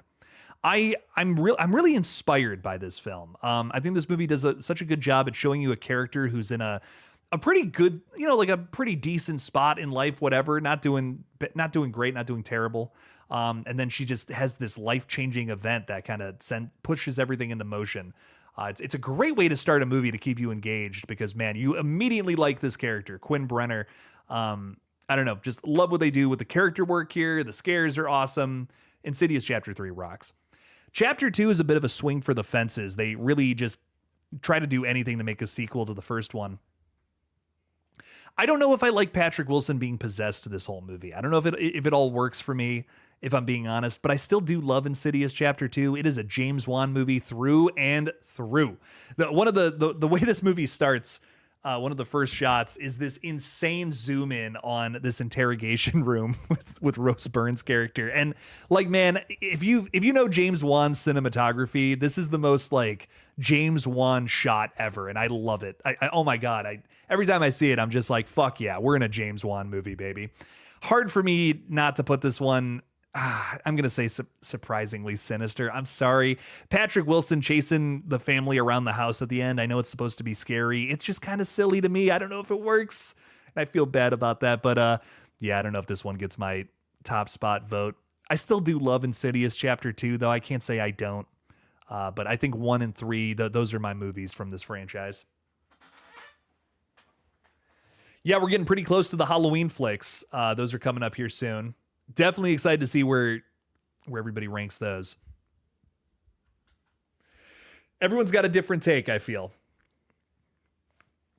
on those movies because they are all so different and all have different problems or pros and different pros and different cons. Oh, Ty Lee, you really liked the short film. Thank you so much. You were impressed with the acting and technical aspects. I think we really stepped up our game with this short film. In terms of who is voting, hang on, who's voting insanely insidious on Imaginary? Listen, respect, but dude, this is garbage. This movie just rinse and repeated everything about Insidious, the Red Door. I don't know. I was not crazy about this one. No, I don't have too much to say. But Ty, thank you so much for watching that. I really appreciate it. I'm really proud of that short. We wrote, shot, and produced it in 48 hours. It was insanely tough, but it was a lot of fun. It was a really good time for sure. So I'm really glad that people enjoyed that. Our channel members, at least. It's out now for channel members, but it'll be out publicly on Halloween. So Halloween at noon, the short film goes up. Give it a watch. And I'm really excited for people. I'm really excited for people to see it. It's my first foray into found footage, and I'm proud of it for what it is. So I'm definitely hyped for more people to see it. Doing a genre of horror I never thought I would do too. That's all I'll say about it. So definitely excited. Samantha Robinson saying, "Hey Jake, you and Knight should talk about movies with devastating endings next week." Ooh, that would be cool. Yeah, we talked about. We've had a lot of interesting topics and concepts for the streams lately, but that would be a fun one. I like that suggestion. Thank you. McDucky saying, "Personally, I just don't really like Supernatural." That's fair. It's fair. I'm a little broken up by that. I'll be honest. Supernatural horror is my absolute favorite, but I respect it. I'm only a little sad. I'm just kidding. Hush is great. Guys, you want to talk about a slasher that finds something new to do? Man, Hush is absolutely that. I love this movie so much. It's more of a home invasion flick rather than a slasher, I should say, but still two genres that are very similar, easy to mistake one for the other. And I think Hush finds a really good way of doing something fresh with two kinds of characters who are really unique. I don't know. Hush is it's a bit of a masterpiece for what it is. I don't know if it's one of my favorite films from Mike Flanagan even, but it's very good. It's a must watch, and it's a banger. Definitely curious to see how people vote with this one. I think this Hush definitely deserves Insanely Insidious, but I am excited to see where it lands. Gory's excited to see the short. Thank you so much. Appreciate that a ton. Yeah, like I said, it'll be up publicly on Halloween. There's the countdown has started over on our short film production channel, which is Human Egg Productions. But if you want to see it right now, channel members can check it out. So like I promised earlier in the month, channel members will be able to see it early. And I just wrapped up the final edit today, so it's up now for people to see. And let me know your thoughts. If you liked it, if you didn't like it, I'm curious. Imaginary did get into Insanely Insidious. That's wild. I don't know how I feel about that. That's some crazy stuff right there. Happy Death Day. This is just a really fun, outrageous slasher flick. I will say, even though I think the majority of this movie is just kind of dumb fun, the twist is pretty good, dude. I mean, Happy Death Day's twist it's not terrible by any means. It got me the first time I saw it. I was like, shit, okay. It's all there in front of you, but it's still a big surprise. So I'm going to give it surprisingly sinister. Really, really solid flick. Very, if you're gonna do the Scream-esque kind of slasher, there's a right and a wrong way to do it, and I feel like so many times it's the wrong way, and so many people don't. I feel like so many filmmakers especially don't get all the aspects that make Scream the great movie that it is. Happy Death Day is one of those rare originals that does get that right. Strikes the tone, the fun, goofy tone really well, but also has some, decent moments of terror and a good twist at the end. So I've always really liked this one. It's insanely rewatchable and a rare feel-good horror film. Yeah, 100%. It barely works is how I feel about it, but it does. It's one of those films that so under worse execution could have been kind of bad, but I'm glad that it works, and it's a movie that I've revisited quite a few times. So I really love Happy Death Day. Very fun film if you haven't seen it. Happy Death Day to You, however, leans a little too much into the goofiness, so I gotta give this one a could have been creepier. I will say I love the new cast members. Some characters who were only a small part of the previous flick get to take on some larger roles here. There are some things about Happy Death Day 2 that I think are great, but overall, they try to do it's basically like the same movie in an alternate universe where a different character was a killer, and it's just that was a character who was obviously a red herring, and they make him the killer in this movie. I don't know. Happy Death Day to You, it's a cool concept for a way to do a sequel to the original, but ultimately I'm just not crazy about this one.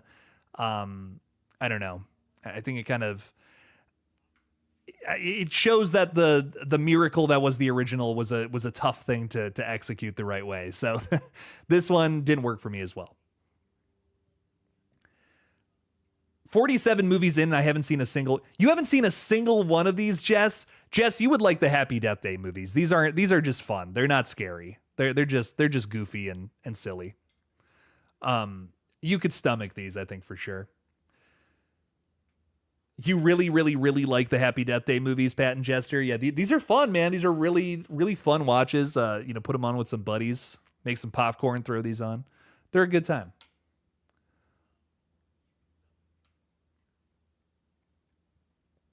And even though I want to end the Happy Death Day 2 conversation saying I still really enjoy, I've still seen that movie quite a few times. I still really like it, and I've seen it multiple times. But anyways, Halloween 2018, that's an insanely Insidious for me. I really like this one. Gory B movie, we've talked about this movie a few times.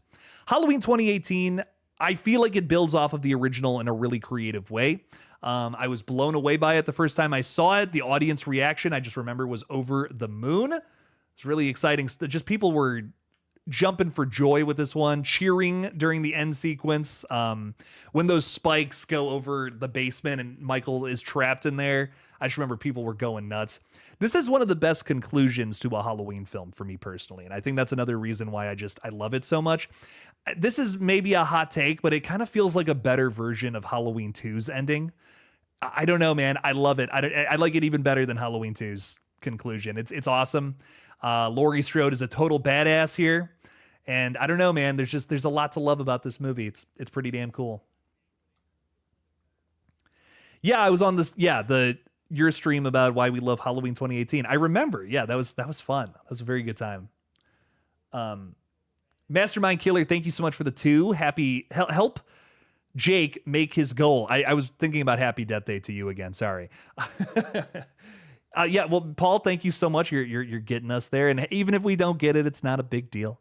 We are definitely still going to do our voting on what the next tier list stream is going to be, which is going to be fun. But Paul, thank you for supporting the page, man. Really appreciate you a ton. Thank you for the 2. So much love. So much love. Halloween Kills. This is a movie that it's a dumb movie, but I love it. It's so much fun. I think honestly, it's not even that dumb of a movie. It's got some dumb parts, but it's got some really cool parts too that make me think a little bit, and I like that. So I'm gonna glaze this movie a little bit and give it a insanely Insidious. I think it gets a little too much hate. Halloween Kills is a really fun flick. It delivers on exactly what you want from a Halloween movie. I don't know. When I come to a Michael Myers movie, this movie does it for me. It gives me what I want from Halloween. I want to see this guy walking around stalking people and killing them. And man, we get that. We get that from Halloween Kills. So I can't complain. Kills is great. Mastermind Killer is also throwing another 2 out there saying, you will get it. Throwing another 2 out there saying, I promise. Oh shit. Oh shit. I think we are going to get it.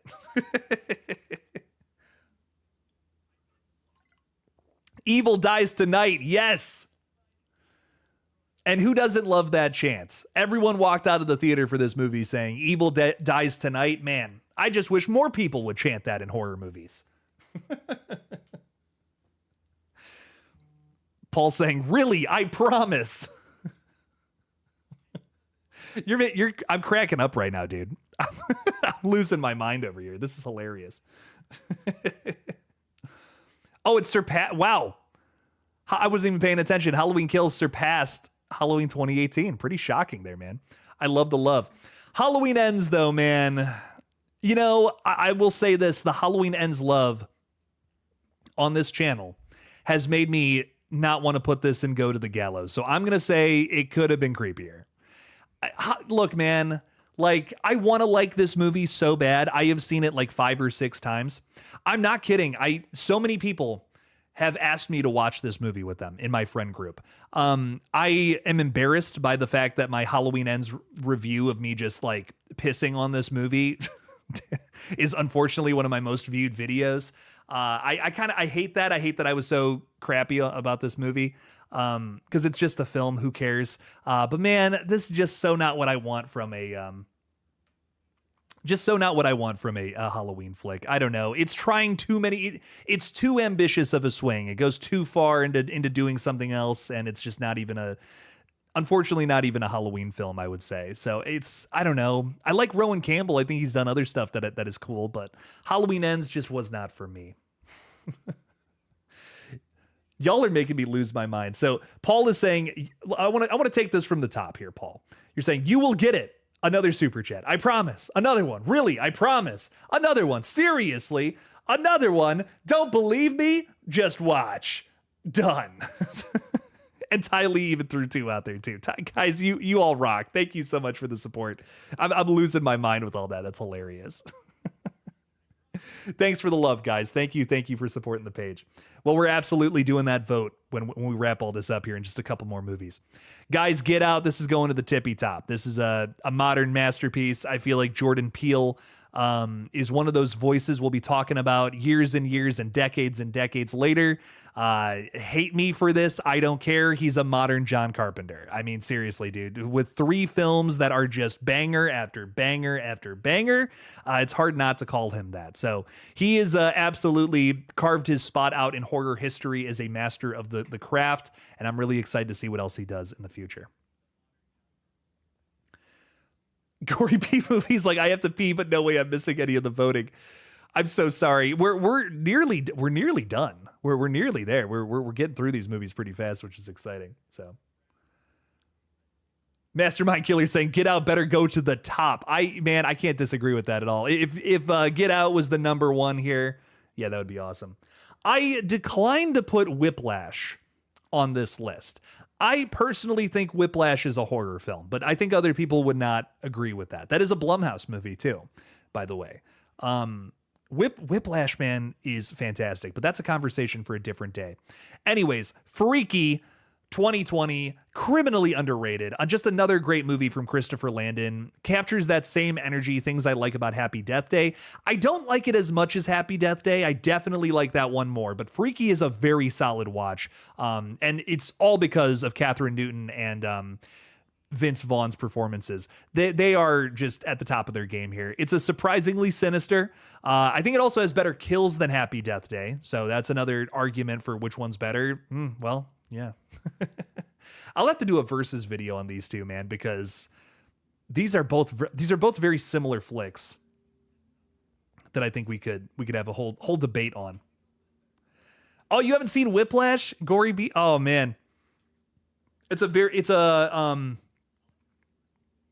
don't even know what I want to say to you without spoiling anything about it, but it's you got to watch it. Just watch it. It's so much more than a drummer's movie. You know, it looks like it's about people who drum, you know, but just watch it. It's so good. I think that's everyone, horror fan or not, should see that movie.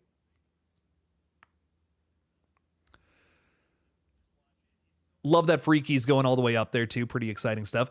Freaky is topping Happy Death Day, so maybe I'm wrong. Maybe people like Freaky more than Happy Death Day. Let me know in the chat. What do you guys like more, Freaky or Happy Death Day? I'm curious. That's an interesting debate, I feel.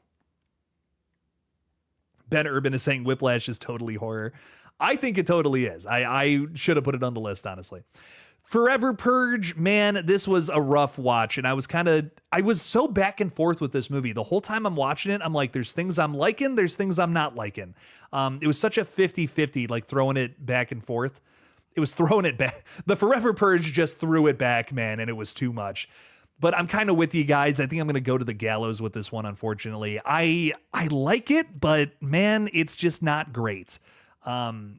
I like parts of it. That's what I'll say. No, I don't like it. It's a bad movie, but I like parts of it. Some of the characters are cool. Some of the kills are cool.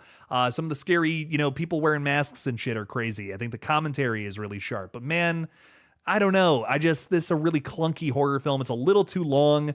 It gets silly at the end randomly too. It's very all over the place tone wise. Yeah, I don't know. Forever Purge didn't really do it for me. You've seen both versions of Funny Games. I still haven't watched either of those movies, and I hear they're good. Watch Party. Yes. I will absolutely have to do that for Whiplash. That would be Whiplash Watch Party. That's a wild movie to do a watch party on because it is very heavy. It is a very heavy film, but yeah, well, it's also very intense though. Like you put that movie on and my focus is I'm sucked in, like nothing else is going on when I'm watching Whiplash. Five Nights at Freddy's. We had some love for this earlier in the chat. I know a lot of people really enjoyed this one. I just was not crazy about it. I didn't hate it coming out of the theaters, but I'm just like, here's my thing. Okay. Like Five Nights at Freddy's, it's a movie that obviously was going to be marketed towards younger people, towards kids, whatever. But like, here's the thing. The games are scary. The games have crazy jump scares that make you jump out of your damn seat because they're unexpected and freaky. This movie doesn't have a single good jump scare. To me, you're missing the point. You're just not doing Five Nights at Freddy's right if you're not doing even jump scares right. So I'm in the middle with this one. I have to applaud the Jim Henson's Creature Shop for doing all the practical effects on this one. The costumes are amazing, top notch, like maybe some of the best from the last couple of years in terms of recreating the vibe and feel and look from the video games. But man, I don't know. I'm not a big fan of this movie, which bums me out. I mean, and like, I get it. Like you got to do, a movie that's, for kids. I get that, I get not making it too scary, but you got to have jump scares at least. Like what? How did we not get a single scene in this where Freddy Fazbear's head just pops out from a corner or something, just real quick? I mean, something like there's not even one effective jump scare in this whole flick. And that to me was just it was a deal breaker. It was like, I can't review this positively if you're not even going to do it's the one thing that's great about the games. But yeah, the first Purge, this is actually my least favorite Purge movie. Really not crazy about this one, but I will say I know some of the people who worked on it, so I'm a little more biased. It's not a good thing to say if you're reviewing a film, is it? But I don't know. I'm gonna say go to the gallows with this one. Yeah. I'm not gonna say what I wanted to say about that one, but I worked with some of the people who worked on this film for Red Right Hand. No longer in contact with those people is what I'll say. But what I don't know. I have mixed feelings about this movie. I'm biased. I'm gonna shut up about it. Taft Studio is saying Five Nights at Freddy's goes to the top as a Five Nights at Freddy's fan. Hey, respect. Listen, they brought those characters to the screen. They're iconic. Everybody knows who Freddy Fazbear is at this point. I feel you got to respect that. There are some great things about it. There's some really cool things about it. I'm glad it is as high as it went, which is cool. Blythethun is saying, have you seen Run, Sweetheart, Run? It's so good. Love Ethan Sachs, my favorite horror villain. I want him back. So underrated. I have not seen that yet, and I've heard very good things about it. I gotta check that one out, I guess. You're like the third or fourth person who has recommended that movie to me. So I gotta give that a watch. I'm taking a little bit of a break here in November from YouTube, and I'm just gonna watch a ton of horror movies. That's what I'm doing my spooky season at the end of spooky season, so it's gonna be fun. Firestarter from a few years ago. This one's okay. I like the original way better. I think this could have been creepier. I can't give it the bottom spot because the score is done by none other than John and Cody Carpenter, as well as Daniel Davies. And my God, it rips. I mean, if there's no other reason to watch this movie, it's for the score. It's so good. It gives it a whole star for that reason, man. It's banging. I think it's right up there with the 3 new Halloween movies in terms of score. Music for this one rocks. Hey, Talia is joining us. What's up? What's up? Welcome in. Hey, Jake, I'm going to Universal Halloween Horror Nights in a week. I'm so jealous. Blumhouse has taken over the park. Five Nights at Freddy's, Black Phone, Megan, Terrifier, Jason Universe are just some of the haunts. Oh, I've seen it. Oh, I've had people send me videos of them going there. I'm crazy jealous. Let me tell you. I wish I could get down to Florida at some point. Would be fun. But you have so much fun for me. That's what I'll say. You have a really good time with it, and I'm excited to get into it. Probably next year is what I'm thinking. I wanted to go for the Terrifier house, man, because I would kill to go on that, but I can't make it down this year, dude, which bums me out. I'd do anything to go through that Terrifier house. Tell you what. I think the Banana Split movie was better than Five Nights at Freddy's in terms of horror and suspense. David, I totally agree, dude. I think that movie, and honestly even Willy's Wonderland, I feel like we're better. Which is a shame, because I think that Five Nights at Freddy's is kind of like, should be the gold standard for that kind of weird genre. Fantasy Island. I saw this movie, like, I can't even, I saw like a DVD of this movie. Like someone had a DVD of this at their apartment and I watched it with them. It's not very good. I don't even really remember a ton from it, but I'm going to say go to the gallows.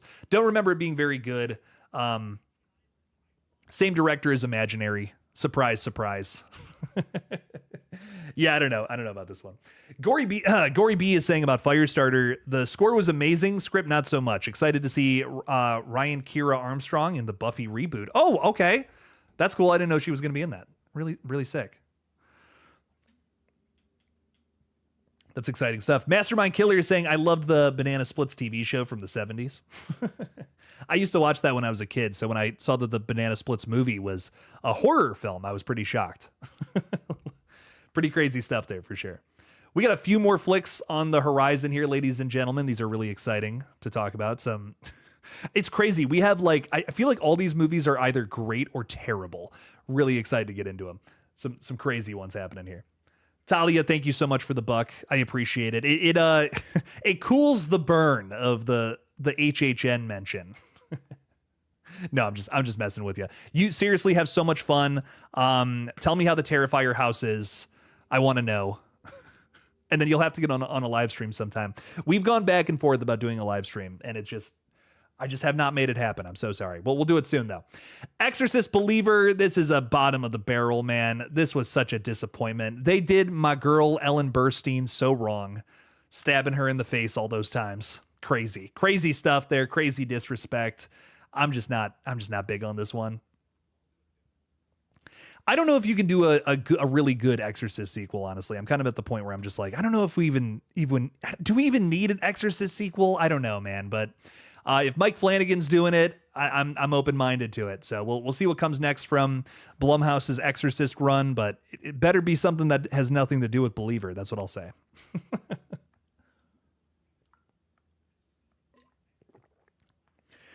It's definitely really pricey, but worth it if you're able to manage. I'm going to the Hollywood one, since it's closer to Utah. Oh, you're out in Utah. That's awesome. Yeah, let me know how that is. I guess I'm very far away from both of them. Florida and Hollywood is far away from me in both directions. So, but have so much fun, have a good time, and just knock it out of the park. You know, kick ass and have fun. Get scared by Art the Clown. Gory B is saying the patriarchy comment was so disrespectful to the original film. I know. Crazy script. I mean, just a crazy script. I don't know.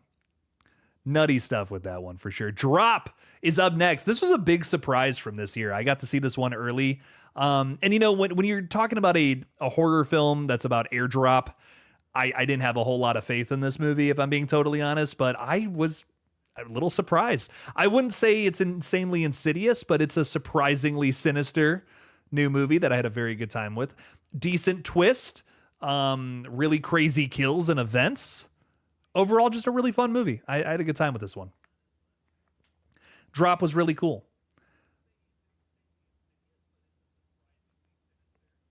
Talia saying would love to come on and talk horror and HHN experience. I'm scared of art, TBH, but I'm ready. Yeah, after, when you come back, you're going to have to come on and give me the full report on HHN. That would be fun.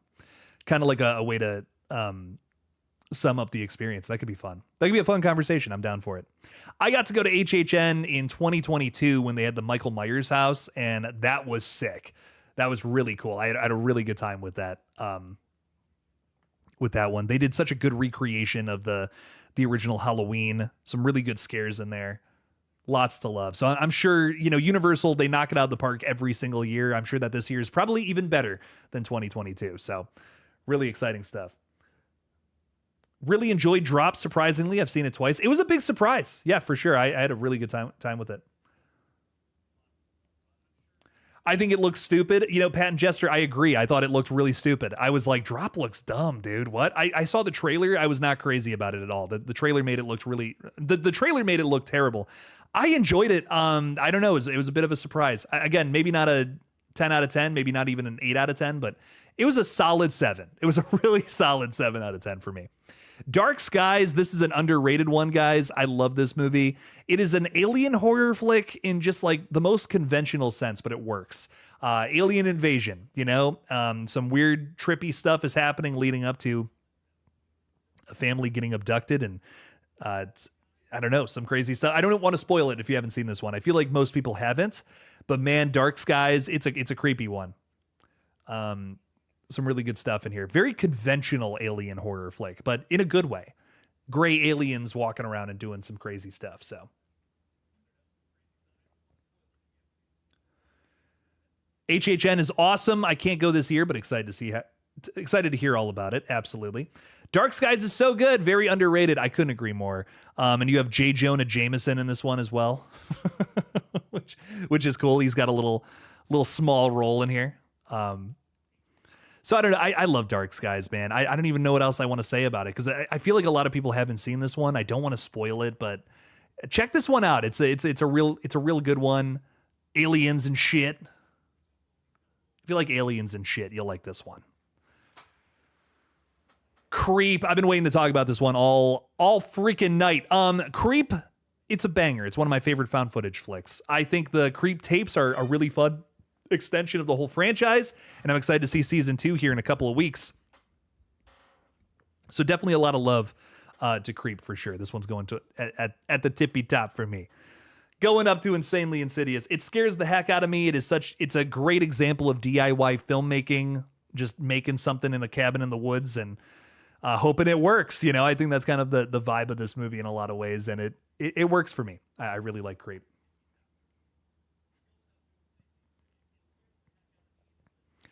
I can't believe 3 people are saying go to the gallows. Brutal. You guys don't want tubby times? Come on now.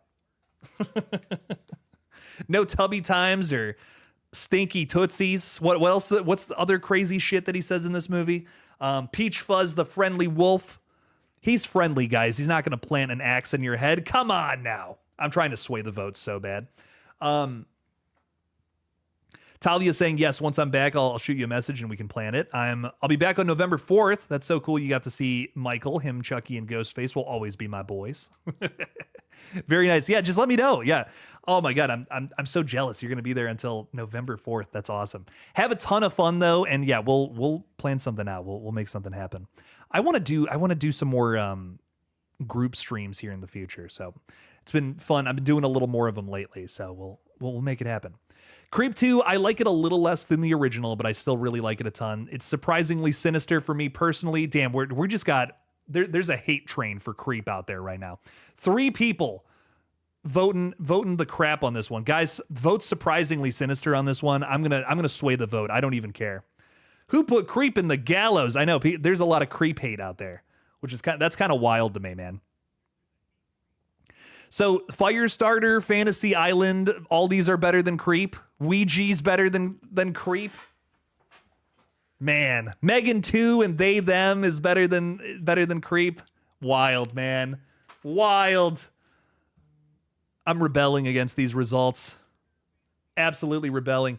Does Blumhouse still gonna make a Christine and the Thing remake? I don't know. Those those were never official projects. I think they were just kind of talking about all that. Not 100%. We'll see. We'll see what's up.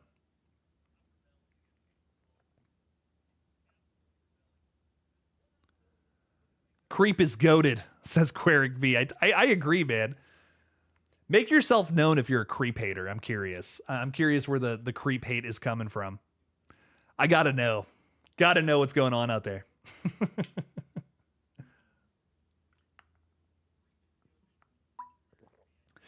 Oh, people are turning on Mark Duplass because he started a fund for trans filmmakers, but that makes me like him even more. Yeah, I agree. Trans people get way too much fucking hate. My sister is trans, and I love her to death.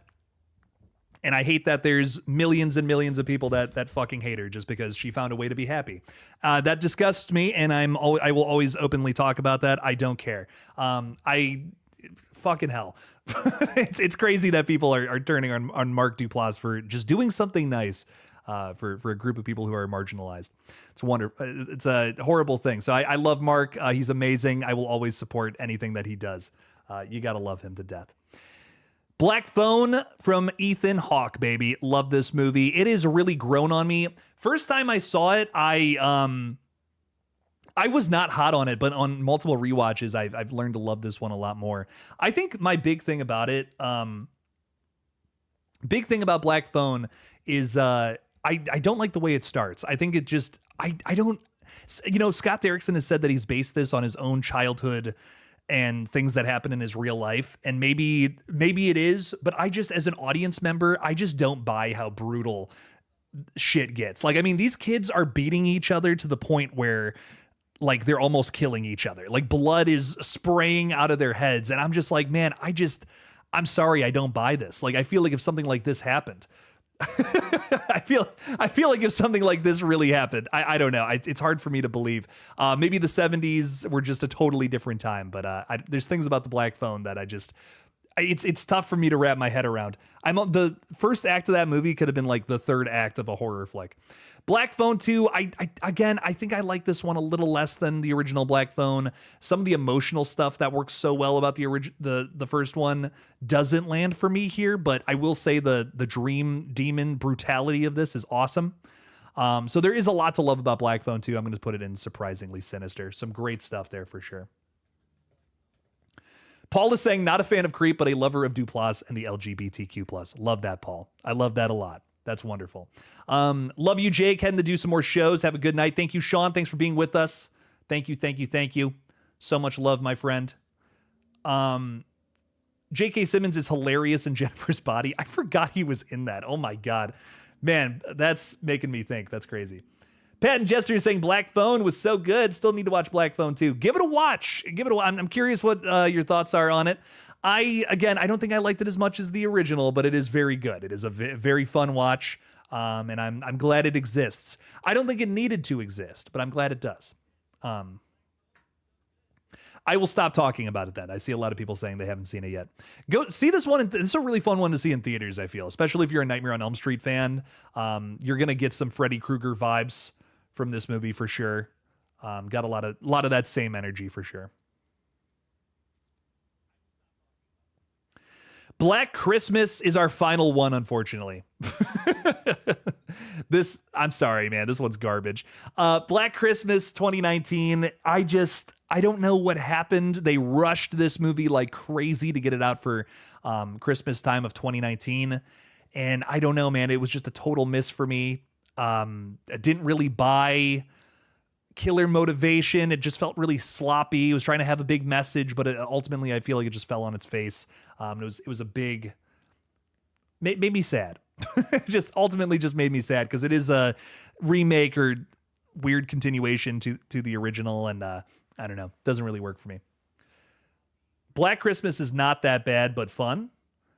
I also, the other thing about Black Christmas 2019 for me is there's not really any crazy kills. Like, I mean, a lot of the kills are either done like off screen or they're just too quick to really care about. This movie rarely builds tension or rarely cares to. It's much more about the message. And again, I don't think it's a bad message. I just feel like it's not handled very well and comes off the wrong way. I've even heard the director of this film, whose name is totally slipping me, talking like behind the scenes footage, saying she doesn't want it to come off the way that it kind of comes off. So I don't know. Black Christmas 2019, it just didn't do it for me. I saw, like, I see how it's building off of the original in a way, and I respect that. But I just didn't feel like it really hit those same notes. Black Christmas 2019 went to Insanely Insidious. Man, I am rebelling against this list. This is wild. I respect your guys' opinion, though. I always do. But man, Black Christmas, leagues over the Creep movies. Whew, man, heart is broken. Heart is broken over here. All right, so as always, we'll talk about my list. Here's what we got going on over here. Again, these are not in order. These are just in the order of how they came. I would obviously order them differently, which is why I think I'm doing a video on this list at some point in the future. Really excited for that. I had 29% in the top spot, another 29% in Surprisingly Sinister, 9% in the middle for I Guess I'm a Believer, Could Have Been Creepier, 15%, and 18% rounded out Go to the Gallows. Pretty crazy stuff. Average votes, 14% made it to Insanely Insidious with some interesting notes up there. Only 14% were just perfect 10 out of 10s, which is a really interesting list here. PA2, none of the Insidious movies made it up this far. That's kind of wild to me. Crazy. Surprisingly Sinister took the biggest chunk of this pie, 36%, with some crazy movies in there as well. Loving that. 30% for I Guess I'm a Believer, middle of the road. Could Have Been Creepier, 14%, and 6% Go to the Gallows, crap films, 6% average at the bottom. Most votes, you've been looking at this the whole time, ladies and gentlemen. Pretty cool stuff. Pretty cool stuff. All right, let's get to the fun part that we've all been waiting for. 2 seconds. We're going to vote on some more stuff. That ad is yelling at me. So sorry, everybody. I'm going to start a poll real quick.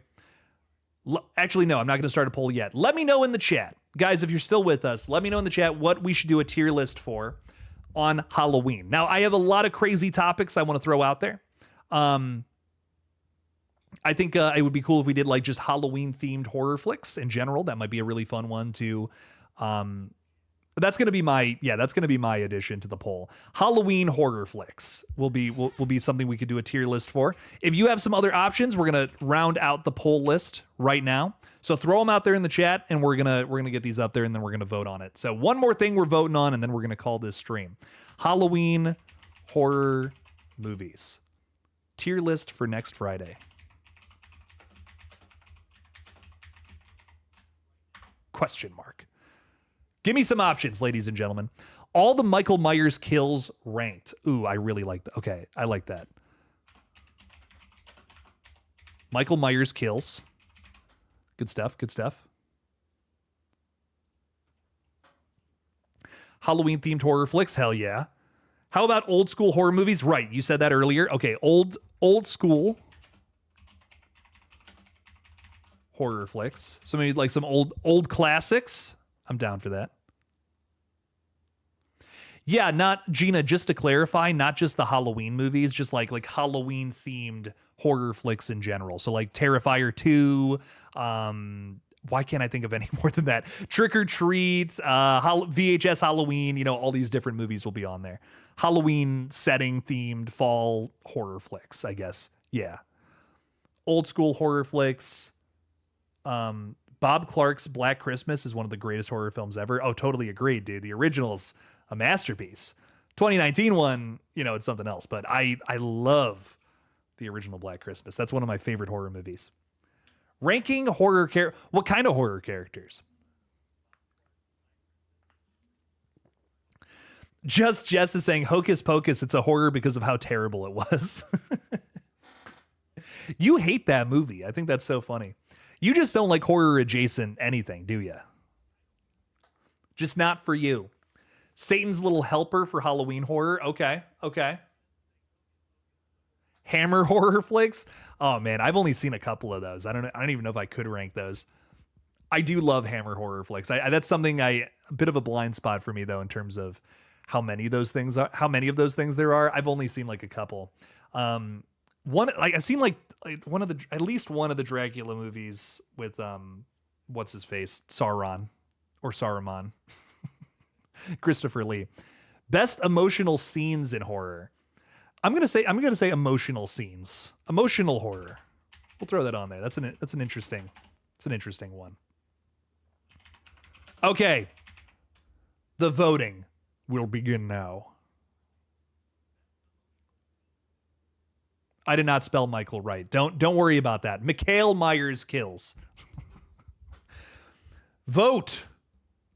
Which topic do you want? What would you like to see the most? Let us know. Disney horror, gateway horror, says Blake Thompson. That's interesting. Some good gateway horror flicks. There's a lot of good ones out there. There's a lot of bad ones, though, too. That could be a good topic. That could definitely be fun. Best openings, scariest movies ever. Mine is Bambi. Bambi scared... Listen, Bambi the Reckoning scared the hell out of me. Terrifying movie. The CGI on that deer was wild. All right, I'm giving you all until the clock strikes 5:07 for me, which is a minute from now, to vote. So vote. Vote. Describe emotional horror. I don't know. It was Jordan threw it out there. I guess like Long Walk, like stuff that makes you heartfelt. I think The Long Walk's a good example. Maybe Stand By Me. I just wanted to throw it. We just needed a fourth option. That's the first one I saw. Top weapons used in horror movies. I do really like, gateway horror and kids like horror movies. Yeah, and Gory Bees is throwing some examples out there. Coraline and Return to Oz. These are great movies, without a doubt. I'd love to talk about that. That would be a good one. That would be a good November poll, I feel. Be a good tier list for then.